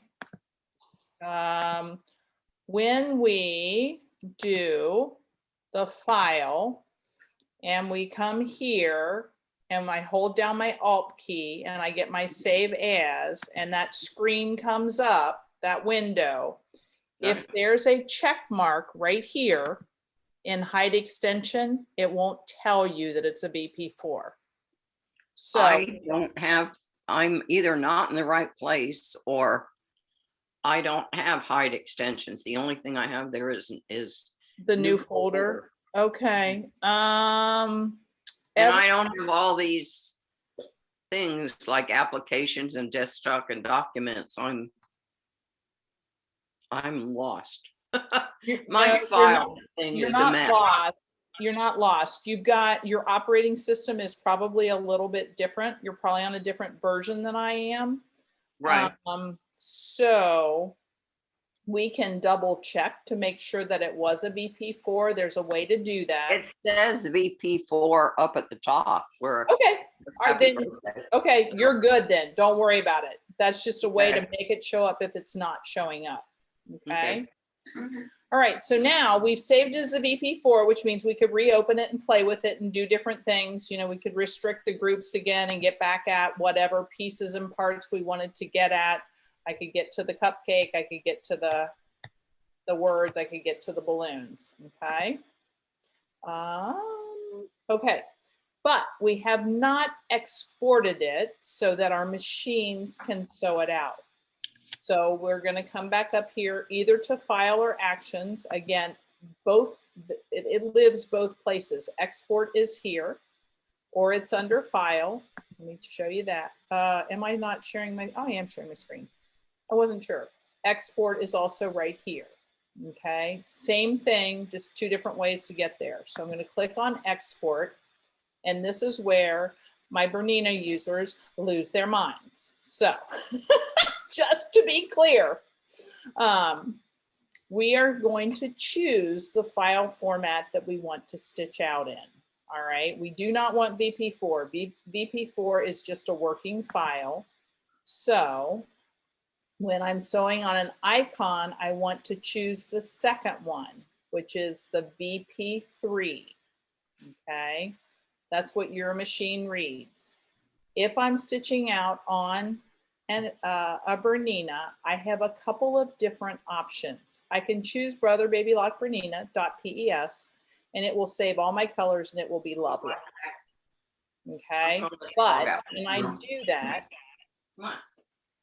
it brings up the wrong hoop every single time. So what I do then is I come in here to say change hoop. And again, because I know the other brand better, I know the Baby Lock brand better, and I know which hoops will work, I go to Baby Lock and I choose either Solaris or Destiny, either one, Baby Lock Solaris or Baby Lock Destiny. Solaris is probably the easiest. And then choose a hoop that will work. And this was a 260 by 200. So I need something at least that big. So I'm probably going to have to pick 260 by 200. I'm going to have to pick that one and say, okay. And then it fits. Okay. So as long as you choose something big enough for the design to fit in, and you know whatever Bernina hoop you choose works, you're good to go. There's another way to do this though. So I'm going to let you figure out which works best for you. I'm going to say continue. And then happy birthday. It appends the word exported on it. And then you can send it right to your stick if you want to, or you can save it in the same folder that we just saved the VP4 of it in. So I can come here and open that up and I can see what else is in there and I can say save. So I open that and I say save. There it is.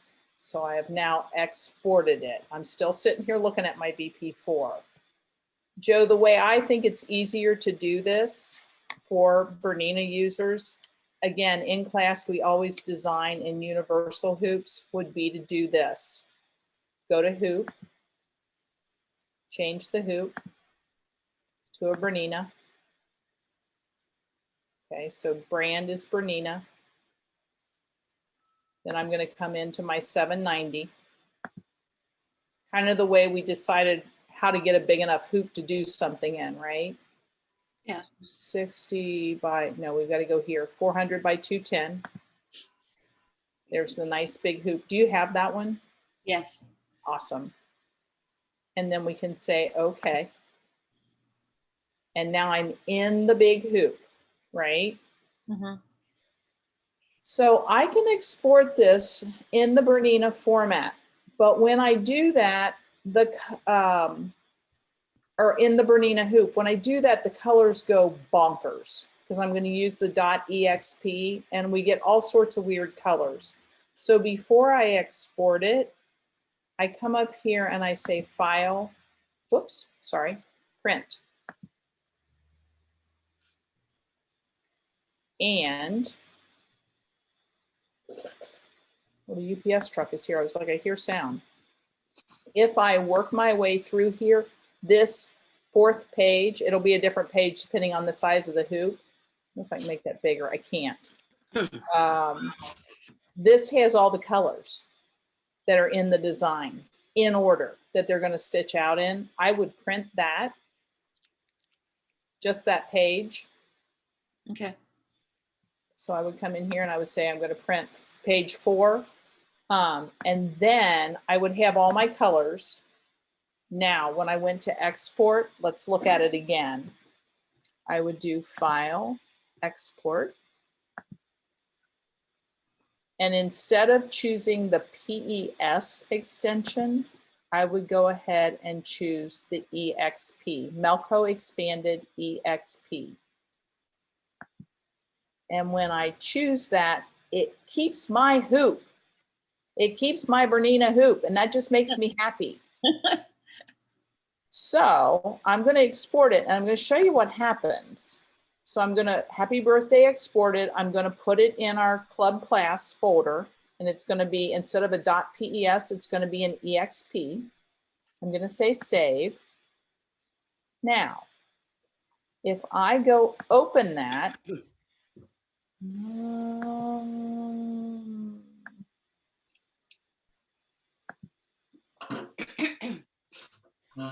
PP2, not club, where's PP2 Basics?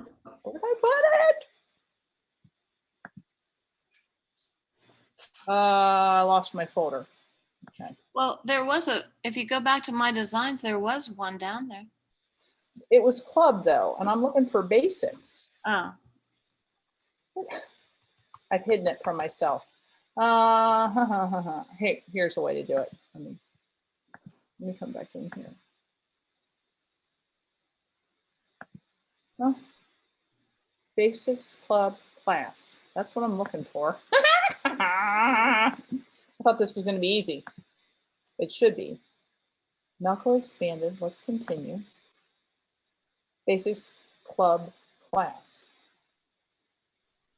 What's the whole, where is that? Oh my goodness. Well, there was one that said EXP next to it. There was there. I want to open it for you now that it's been exported so you can see what it does. Okay. There it is. I don't know where it was. Down here. It was in my design. You saw it. I just couldn't find it. Okay, so I'm going to open the EXP that we just exported. Oh, well, that didn't work. Good Lord. All right. I do not want to text edit. How did I do that? All right, let's do a file. Let's do a new. There we go. New folder, right? Our new version of Premiere. I don't want you to think I'm doing trickery here. So there's that. Now I'm going to do File, Insert. And I'm going to go to Premiere +2. and we're going to find that EXP. Maybe. This is where I got lost before. Well, there's basic club class right up It's from not here. It's basic. Oh, the left. right. Look at the colors. Oh, yeah. I don't know why. I don't understand that. But Right. if you print out your color chart, then you can export it into your own hoop. Does that make sense? It's kind of a workaround, kind of a nuisance, but it's a workaround. Well, you know, I wrote down from our first class, you went through everything, and so I have my little cheat sheet just for, Okay. you know, saving it. And if I go back and do that, even though there's a lot of steps, maybe it would, instead of getting it into a Bernina hoop, would it, if I just choose the largest hoop size, would Yeah. that be okay? Yes. Yes. Okay. Yeah. And I really need to reach out to Premier and see if we can't get them to attach the correct hoops.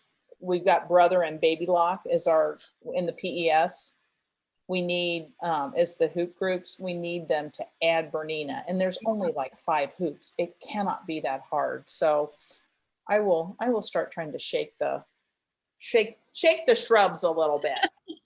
All I right. would think that they would, I mean, it's not like Bernina is like an off brand or Not something. at all. Not at all. The FOF Viking wrote this this software platform is owned by FOF Viking by that, but still we can export to all the different extensions out there. So we need to make it a little easier on our Bernina folks so that they're not doing gymnastics to get it exported, because the software is fabulous. I mean, it's great software. You can do so much with it. Okay, any more questions on that? I just send mine to Sonat. and it Of goes course you down- do. It's nice and simple for you. That's why It I goes spent some time. downstairs to my machine and it's there. I know. Nice for you.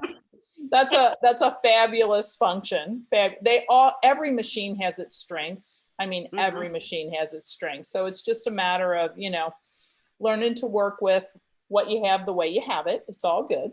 My whole life has turned into computer. I traded my car in for a CRV and it's got the Apple thing. So it's taken me a month to be brave enough to hook my phone up to the thing. And so now I got to learn that. So between that and learning the Sonet and this, it's like, Well, that's good though. It's keeping your mind sharp. That's a good thing. That's for That's sure. a good thing. Libby, can you give me a second to choose export and do it? Yes.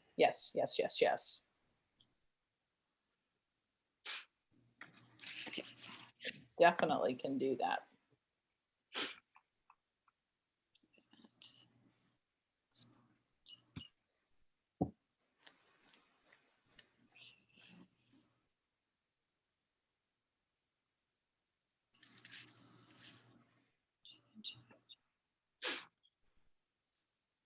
The very first time I taught on Zoom, when the delivery truck showed up, it interrupted our internet signal. I'm glad it didn't happen today.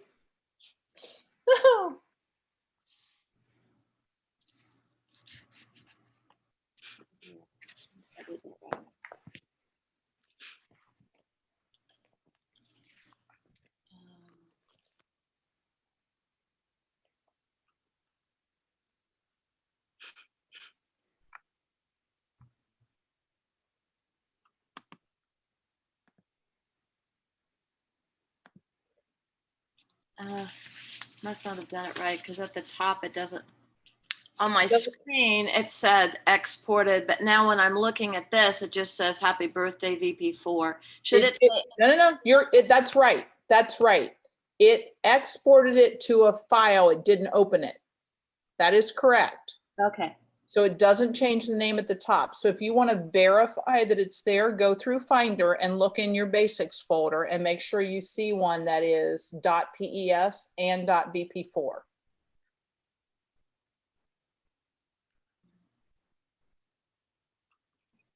Yeah, when we export, it doesn't open it. It just sends it to wherever we send it to. It's there. Well, wait. Yay! Yeah. Happy birthday exported PES and happy birthday VP4. Woohoo! Yeah, look at you go. So lesson 1, 2, and 3 in this owner's set of classes has some incredibly valuable information in it that you may refer back to. So you kind of want to hang on to these handouts. Okay. Now I'm going to show you a little bit more about Font Manager. Actually, I'm going to show you a lot bit more about Font Manager. So coming back to my screen, I know that I have saved my VP4 file. Whoops, there we go. Now you can see it. And I know I've exported it, so I don't need this anymore. So I am going to delete it and have a clean screen to work with. Okay. So we are going to come over here to our font manager because most people like to do lettering, whether it's for quilt labels or if it's to personalize towels or almost anything we do, it seems like we do things with lettering. So let's dive into that a little bit as far as what information is here. So if I click over here, I open up my font manager. When we first came in, I'm sorry. I told you I needed water. When we first go back to Font Manager, it will go to the most recent that we've used. And then to look at the viewer, we simply click on that and it opens up the font viewer for us. And we can scroll to see all of the different fonts that are in here. Let's talk just a little bit about what some of these, the information underneath the fonts means. So I'm going to go to the display category, which is right here. And I don't think I can make, oh, yes, I can. Let's make that bigger. It'll make it easier to see. Okay, so I am in the display category and I'm going to look at the Abby 15 to 25 millimeter font. I'm going to select it and I'm going to say, okay. So when I look at this, I can see that I have uppercase letters available, I have lowercase letters available, and I have numbers. Not all of the fonts have all of those things, okay? So I'm going to go ahead and open this back up again, and this time I'm going to look at the Heart Initials font. Notice there's a whole bunch of information next to the name of that font. This one is Abby 15 to 25 millimeters. This is a standard sort of a font that has upper, lower, and numbers.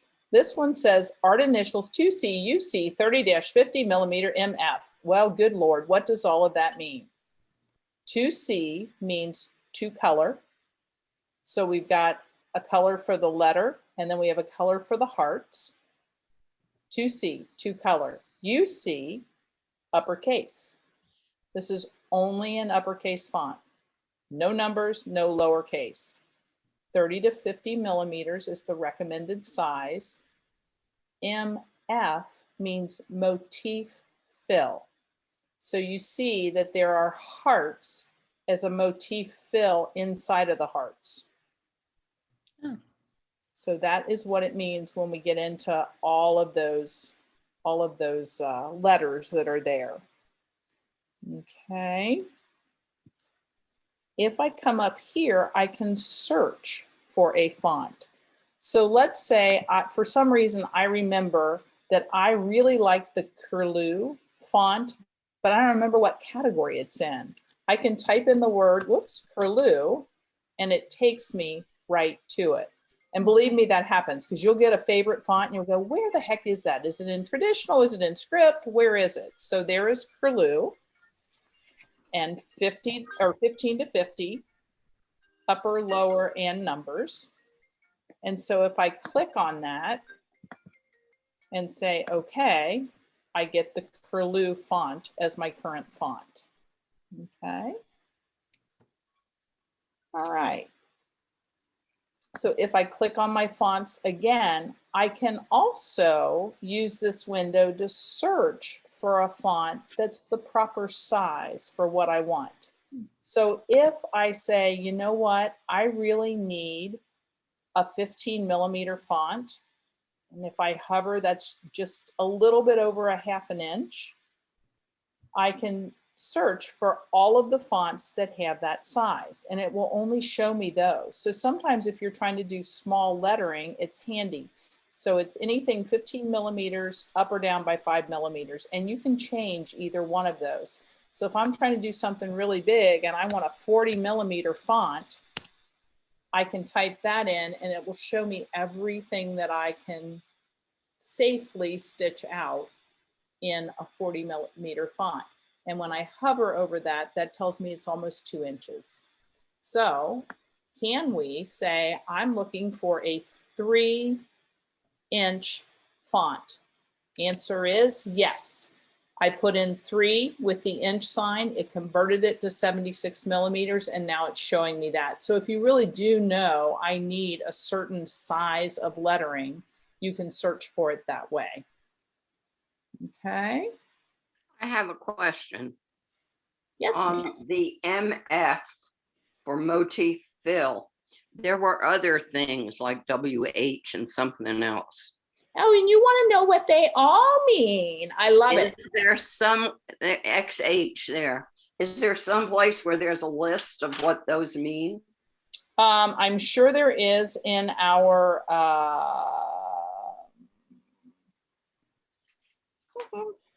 It's in the help section. probably in the help section right here.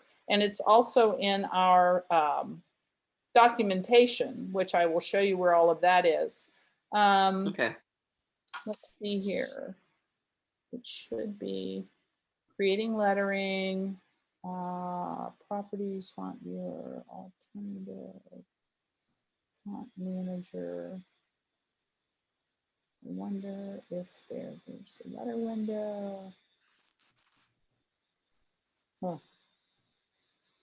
Yeah, I'm sure that it's in our documentation. And I can kind of tell you what some of these are. Let me cancel this and let me jump back in. Okay, so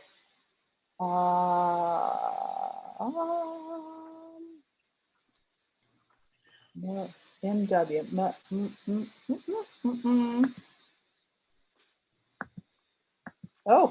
Oh, I've locked up. Hello. Okay. Oh, there we go. I thought I was locked. What happens if I do this? Gives me back the same thing. I forget what MW is. Stitched. Choose a stitched type.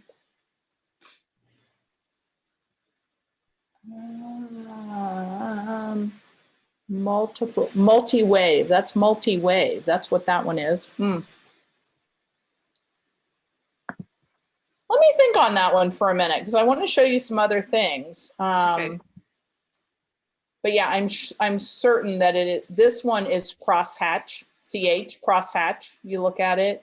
Motif fill,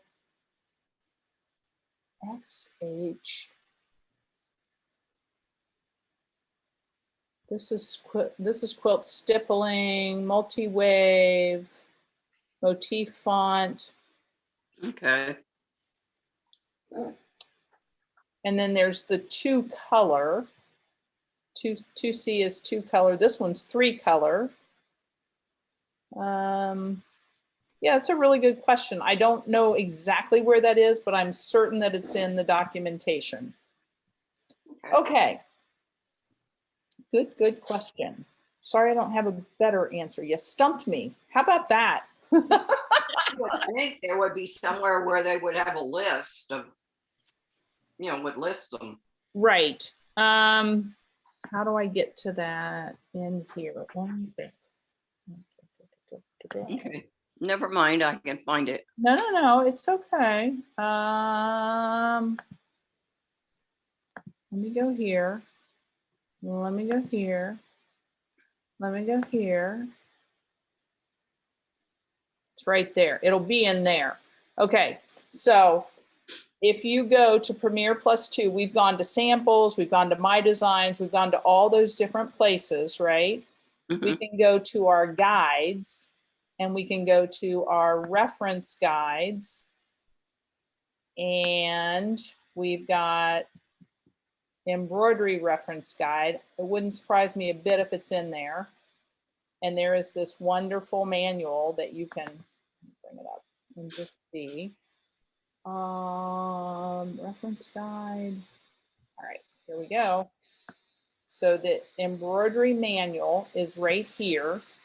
And so I went to Premiere Plus 2 and then guides. And then I went to the embroidery manual. And if I look down through here, modifying stitches, there's some great stuff in here. People don't go here often. Here's our Express Designs, quilt block, where's lettering? Creating lettering, about fonts. I bet it's in here. That's what we found when we hit help. But I expect that this will go deeper. There's our sizes, there's that. Searching, opening, search by name, about fonts. Okay, so here's all the different categories: applique, children, display, effects, etc. The font name, here it is. I knew I'd find it. I'm just very stubborn. I know it's in here. So CF is contour fill, MF is motif fill, MW is So multi. on page 335. Yes, ma'am. 335 of the embroidery fonts manual, or of the embroidery reference guide. Right. Okay, There you go. thank you. You're very Yeah. welcome. You're very welcome. Like I say, it's like dog with a bone. I know it's in there. So I know their books are great, but they're all overwhelming. they are. They really are. I was working on, what was I working on? I created the embroidery for one of Joyce's AccuQuilt classes to do all the embroidery around the shapes. And I thought, oh, and I needed to get into Create to do it, to understand the margins and the satin and all that. So I opened this up and I'm like, oh yeah, it's in there. So I hit print. 300 and some odd pages later. Oh my God. Oh, what have I done? So Did you do front to back? yeah, I was like, my printer just kept going and going. I was like, oh, whoops, that's not really what I meant to do. But these reference guides are great because when you get in there and you get to the contents, whatever it is you're trying to learn about, you just click on it, it takes you right to it. I used to despise online reference books because it's like, I want paper. I want to be able to look at it. I want to whatever, but to be able to search for things is just lovely. So this is here and it's good for you to know about. You can pick Okay. a page and print.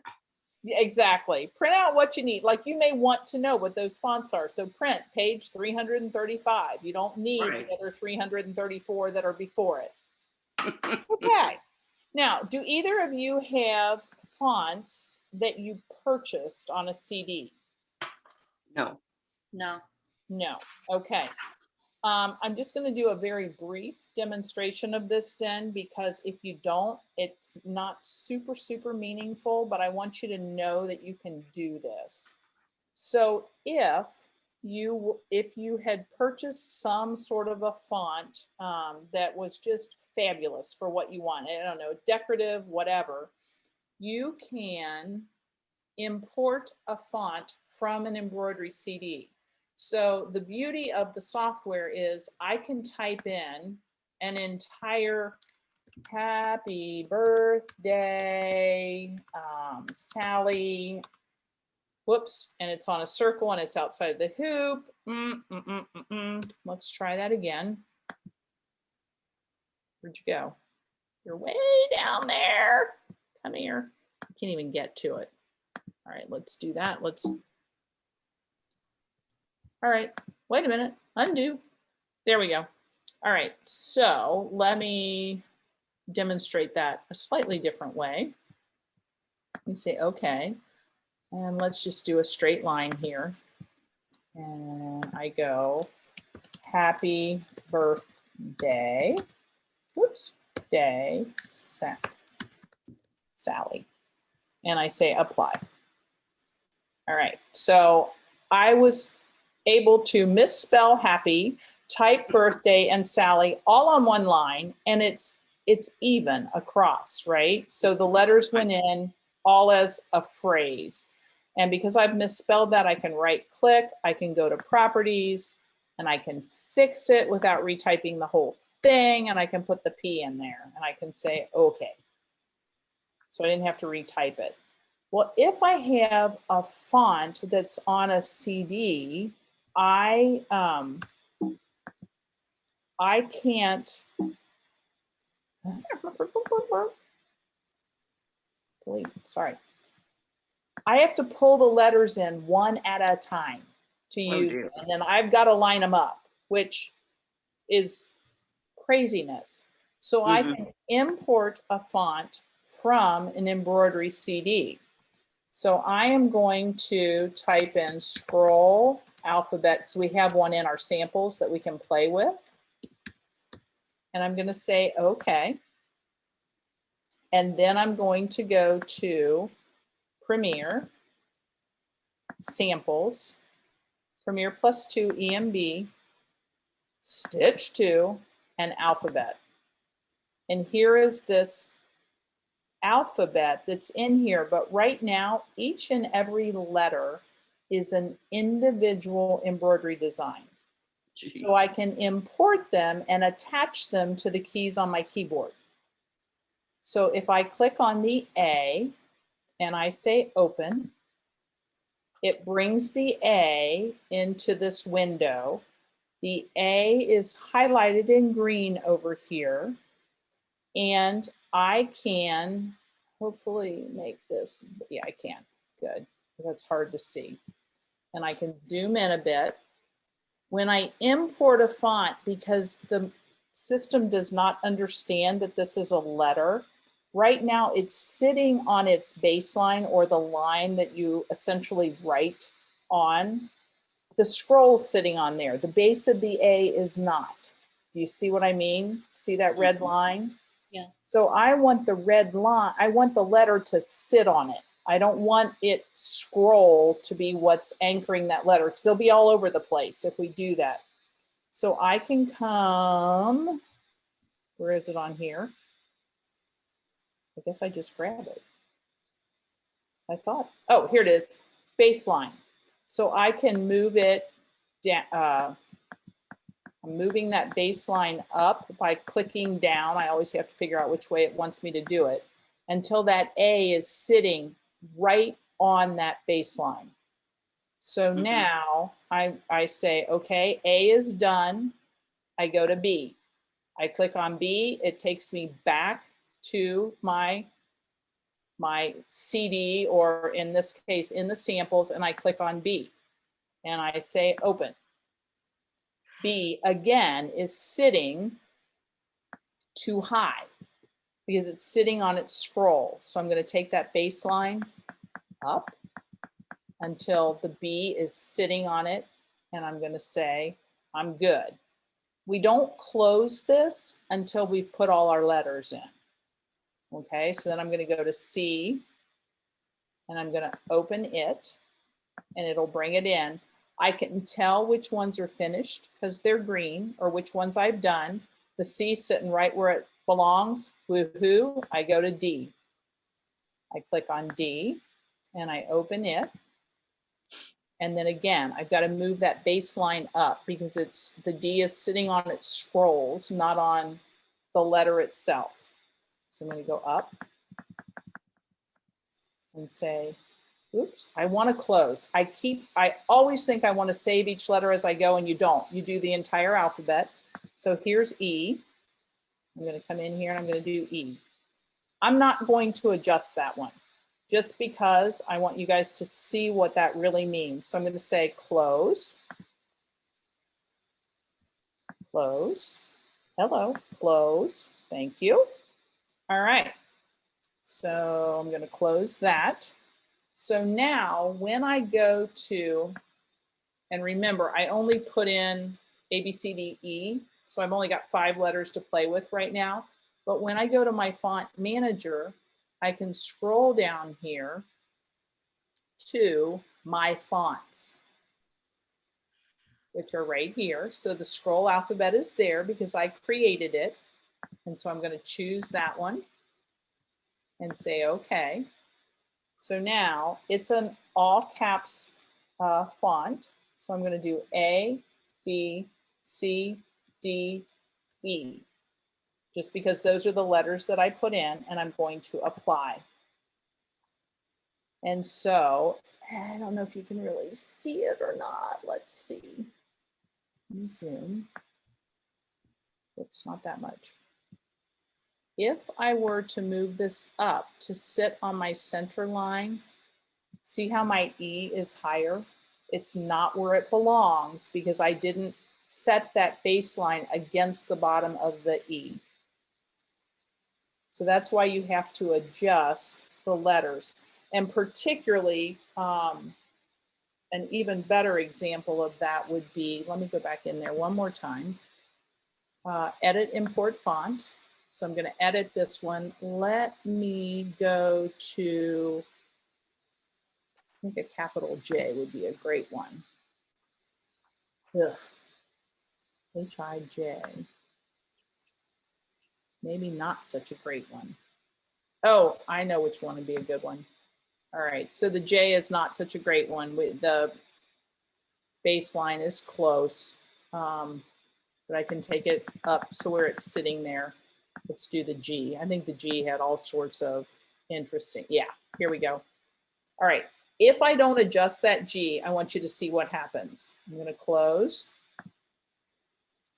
I'm gonna try to close. I gotta close there first. Come on, goodness gracious, my Mac has slowed down, it's tired.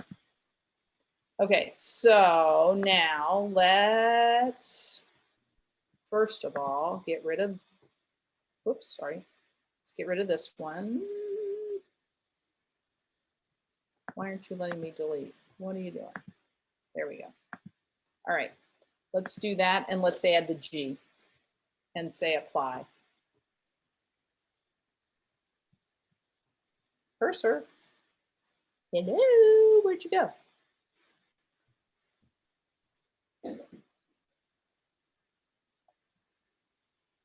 I can't find my cursor. We can see it. It's in the middle of the thing, but middle of the screen. There it is. There we go. There we go. There we go. Woo! I was like, where did you go? See what the G did? Because wow. I didn't sit it on its baseline. That becomes really important when you have upper and lowercase letters, because of course the Y's extend below. The B's are up in the air. So you do have to take the time to adjust it, but once you do it, you can use that alphabet as you want to, okay?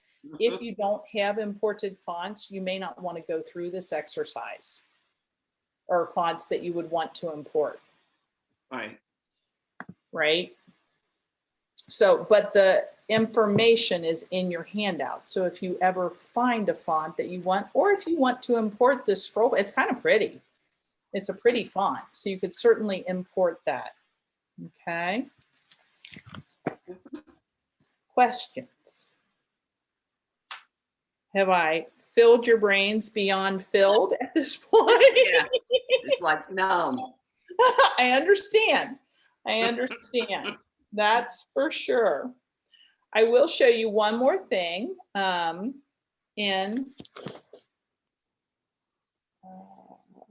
Yeah, let's, this one, I think a lot of people may or may not want to use, or may not think they have a use for it, but it's one of those things where I want you to know it can be done. You don't necessarily need to know how to do it, because you can look it up if you want to do it.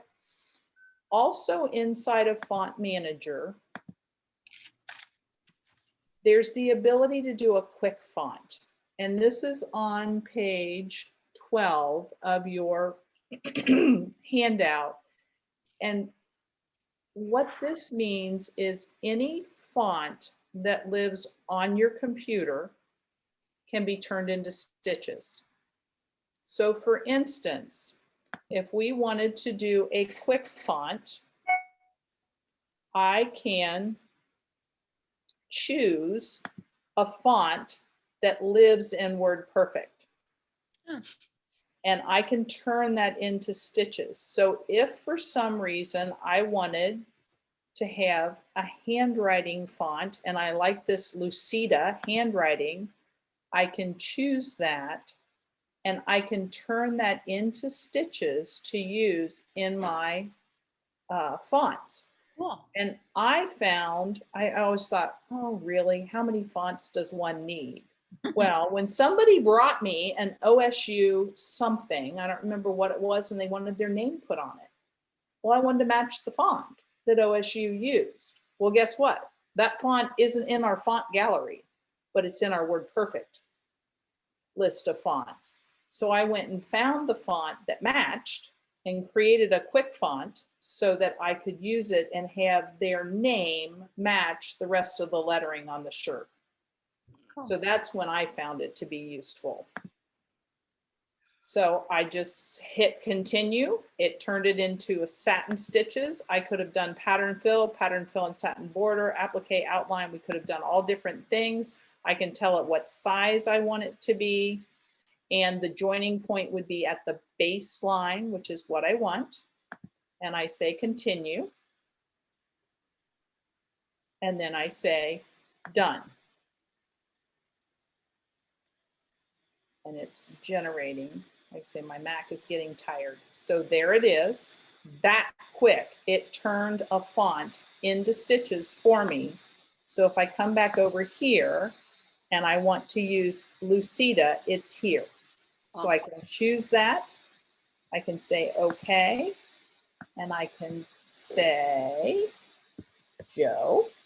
Whoops, I've got my cap lock on. Joe. Whoops, wrong thing. Hang on.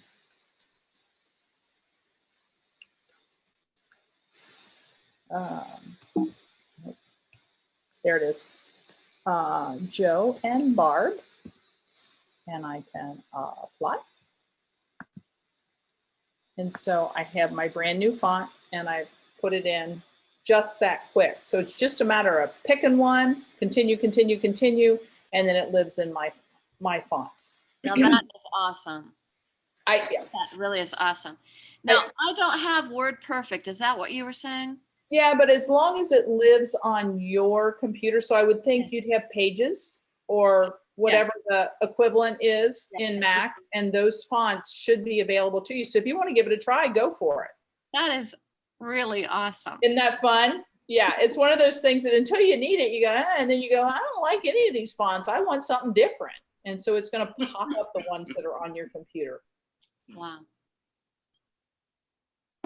Questions? I have a quick one. Okay. Like if we're trying to create something and we've like totally messed up, you just can't quite get it back. You just want to start over. Do you just click out like the red dot? Do you click that? Should you get totally out of Premiere and go back in? That's a really, really good question. Okay, so let me do a share screen to answer that one. All right. So here we go. All right, so I've got these things on my screen, and maybe I've got, do I not have a hoop anymore? What have I done to myself? Goodness gracious, only knows. Let's just do let's do something. There we go. Okay, so I've got a hoop, and I've gotten in here, and I've added one of these, and it's on here, and I just got myself into a total mess. And what should I do? Okay, so if you truly have gotten in there and you're like, undo isn't going to cut it, undo will not get me back, I just want a clean slate. What I do is there's a couple different ways. I can do a select all and delete what's on the screen. The only problem with that is, and I can say edit and delete. I can start working again, but now I'm working in my folder or in my file that says happy birthday. And so if I don't realize I'm doing that, I could potentially save my new file and obliterate my happy birthday, right? So let me put this all back. The best thing to do is do file and new. That opens up a new window for you that is untitled. Now the other one's still under there, right? Yeah. So I would probably pretty quickly, when I did that, come right back to here, and I would close this window, and then I would have my new one open. So either way, you both want to go to Gehenna, you can get in your car and go different directions. But you want to be careful that if you start working, that you have an untitled up here, or you rename it as the file that you're going to want to save it as, so you don't accidentally, we've done that when we're doing documents, right? We think, oh, we'll just edit this, and you close it and you go, oh my gosh, I just obliterated my new one. Yeah. Or my old one, rats. So anytime I open something, if I'm going to use it as a template, I rename it before I do anything else, so that so I don't mess myself up. That's good to know. Because you get going, yeah, and you go get a cup of coffee, the phone rings, somebody comes to the door, you go back, you're like, I'm tired, you close it and you go, oh my word, I just did exactly what I told myself not to. So Excel whole day's worth of work out. Yeah, I use templates all the time for my Excel spreadsheets, and I'll have original, do not, do, blah, blah, blah, blah, blah. So the only way I can manage not to do that is to rename it the minute I open it. And then I still have my original. What else? Thank you. Yes, thanks. You bet.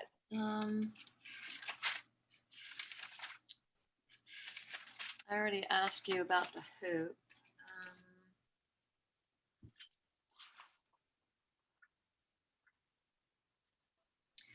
Oh, like in the folder, I think I could probably answer this now myself. My question is, like in the Basics Club folder, there's an exported one, and then there's a VP4 file.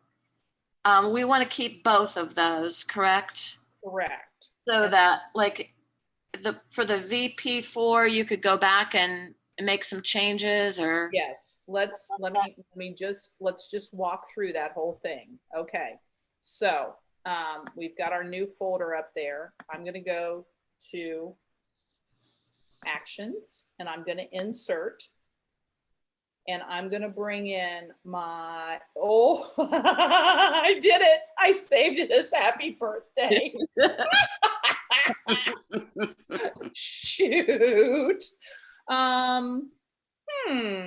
Let's see if I have something in the old base, the other one, and see what we got. Let me go here and see if I can find a VP4 that hasn't been blown up. What a dummy. Oh my gosh. All right, is there a VP4? This is a VP4. Okay, that's from our last time. That'll work. Let's get to a natural, and let's go into a 360 by 260 and say okay. Okay, So when we look at this design, it is in a temporary group right now, right? And we've got our ladybugs and we've got our dragonfly, and we go, huh, I like this, but I want a different dragonfly because it is a VP4. Whoops, that's not what I meant to do. Let me get this out of the way so you guys can see. All right, so right now this is untitled. I brought it in. It's a working file. It is a VP4. I can say, let me restrict my groups.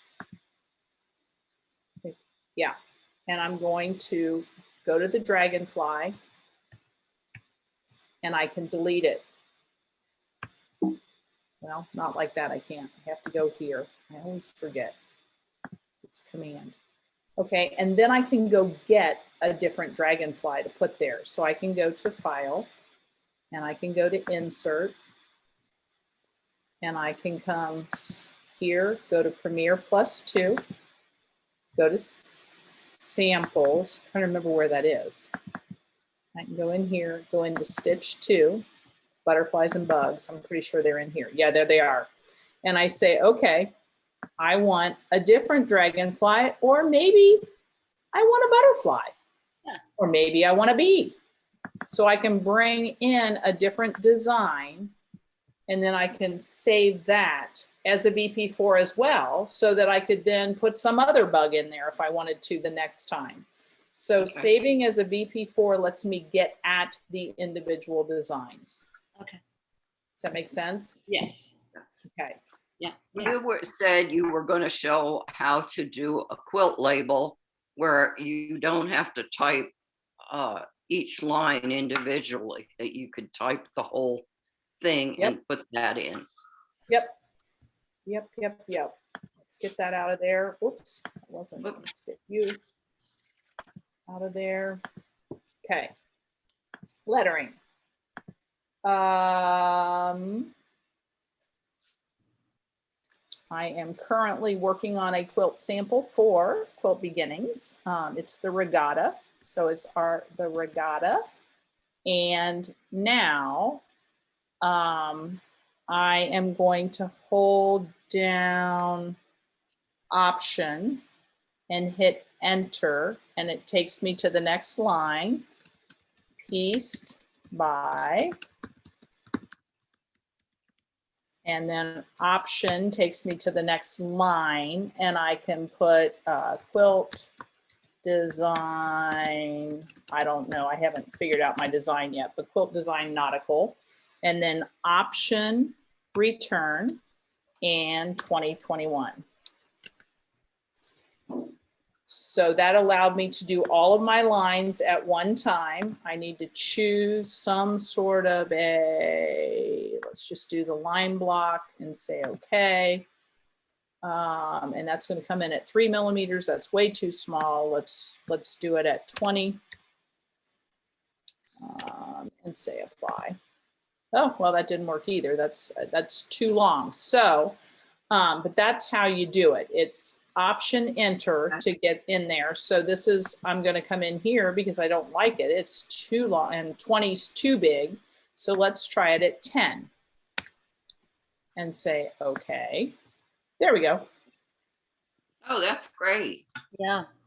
Nice. So right click allows me to get right back into those properties, so I don't have to retype all that information. I can change my size. I can change my font.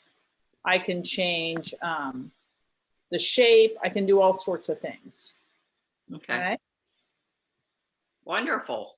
Yeah, thanks for asking that, Barb, because I hadn't thought about that, because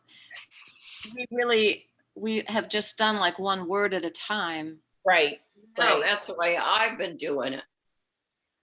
And Yeah. I do it for my friend Frida, so it's usually a gift for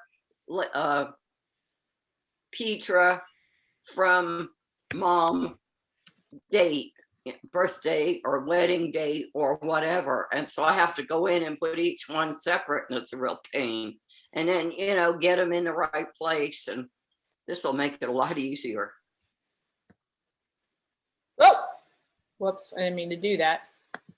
I don't know what name you said. Did you say Petra? Yeah, Petra. Petra. Okay, Yeah. Petra. And then love, option enter takes me down to the next line, mom. 10 millimeters is too small in my opinion, so we're going to go to 15. Now, there are some other pieces that you probably should know about here. The gap is the distance between the letters, so you can change that. The line spacing can also be changed. So maybe you want to stretch that out and you want it to be 2 millimeters apart. And I'm making a big change so you can see it. And I'm gonna say okay and see how it spaced it out for me and made the, Oh, that's nice the too. spacing between the lines bigger. The other thing you have the option to do is to either left justify, center, or right justify. I So, usually use the center. yeah, most times you do, but every once in a while, you know, you're doing something interesting or different and you want it to all line up on the left or vice versa. Cool. So option enter is how you get to the next line. Option enter. Okay. And I always have to play. And don't be afraid to play. Half the time I can't remember. Is it control enter? Is it shift enter? Is it option enter? Is it command enter? So I just try them all until I get it to work, which is exactly what I did when you asked because I couldn't remember. But I love the fact that you can audition different fonts. You can audition different spacing and you Right. don't ever have to retype it. You just right click, you say properties and you go, okay, I want to see that as the Bernhard, just for kicks and giggles. And then I say, okay. And that's what it looks like. Used to be, in order to try different fonts, you had to try different fonts and you'd have like 14 different things on the screen and then try to pick. So now you can play. I usually use the Stella script because it looks like her handwriting. Oh, cool. Very cool. And that's worked for me. So Perfect. you've got one, I've got one more label for her to do right away. And then she's got her son or nephew or what, a grandson is getting married in October. So she's going to have another quilt. So I'm going to have another label to get done. So Nice. and right now her machine is down at Quilt Beginnings being serviced. So Uh-oh. Uh-oh. Uh-oh. uh-oh. All right. All So, right. well, thank you very much. This has been very You're helpful, welcome. it makes it easier. Well, I used to just cringe at the thought of, you know, and then I wouldn't do it for a while. And then I'd have to get back to it. And it was like, oh my God, I'm brain dead. Where do I even start? I know. You cannot remember things well. So yeah, I'm super excited that we can transfer fonts that we have on the computer to actual embroidery stitching. That is so great. Isn't that fun? I was just delighted when they came out with that feature because there are some of them are really cool and you know they're just perfect for certain things. Yeah. And also what I'm glad you asked that question because that's what my main thing, my old Bernina works fine. I got a new Bernina because I wanted it to be, it was really hard to embroider on my old Bernina. It would blow my mind. Too technical, wouldn't do what I wanted it to do. Well, then when I got the new one and tried to do a quilt label on it, it was not easy. It wasn't stitching out quite right. Right. But I did purchase this software. So the whole thing of being able to type everything that I want in a block. Yeah. Yeah. I was doing good with my old one and it broke. The part that isn't available. So I was like, what do I do now? Oh yeah. Yeah. Well, and it's delightful to get to, you know, some of the old workhorses are awesome, but then you get the new and you go, oh, wow, because I have multiple machines in this room. And so I can have 3 embroideries and work on the long arm at the same time if I'm really organized. But I Oh my have God. discovered that I go to my big girl because the lighting's so much better and it's so much Mhm. easier to thread, and it's this and it's that. And it's like, I really probably ought to sell the other machine because I don't use them very often unless I'm really trying to crank stuff out, because the new one's just the bigger one, the new one is just so much nicer to use, and it's quicker, Mhm. and it, just all the things. So yeah, I hear you. I hear you. All right, ladies. Well, happy embroidering. It's been so much fun to get to meet you. I hope to see you in person one of these days at QB for Plus, sure. it's nice to have a name of somebody. Help me. Yes, yes, absolutely. And you've got my email. I try to get back to people when I'm not driving back and forth to Florida in a weekend because of, a blown transmission and things like that. But Oh, wow. Yeah, well, this has been great. This is, good, you good. know, I never realized the software would do so many things. And I know this is just probably scratching the surface, It really is. but yeah, it's exciting. Good. It kind of reminds me of when I got my first Mac. I would call my oldest son who had Macs, and I'd say, because I grew up PC. I worked for NCR Corporation as a systems engineer. I knew that whole side of things, and I got the Mac, and I'm like, I'd call him and I'd go, well, can you do this? And he's like, do you think you can? I went, well, yeah, I think it should be able to. He said, then it will do it. And I went, but what are the commands? And he goes, you've got to stop trying to help it do what it needs to do. Just do it. And I was like, that is the worst advice I've ever had in my life. And then really and truly, once I kind of got, because like a lot of the gestures with a Mac, it's like you sweep it off the desktop. You use your 4 fingers and you sweep. And I'm like, oh, okay, you really do just kind of treat it like a desk and do your thing. So Mhm. don't be afraid to try, I guess, is the lesson in that. Just if you think it ought to be able to do it, it probably can. So start digging. My, It'll do it. my husband was the one that kept we had all, Microsoft, and he was the one that kept all the updates and all that crap. And after he passed away, I had no clue, and I didn't have the time.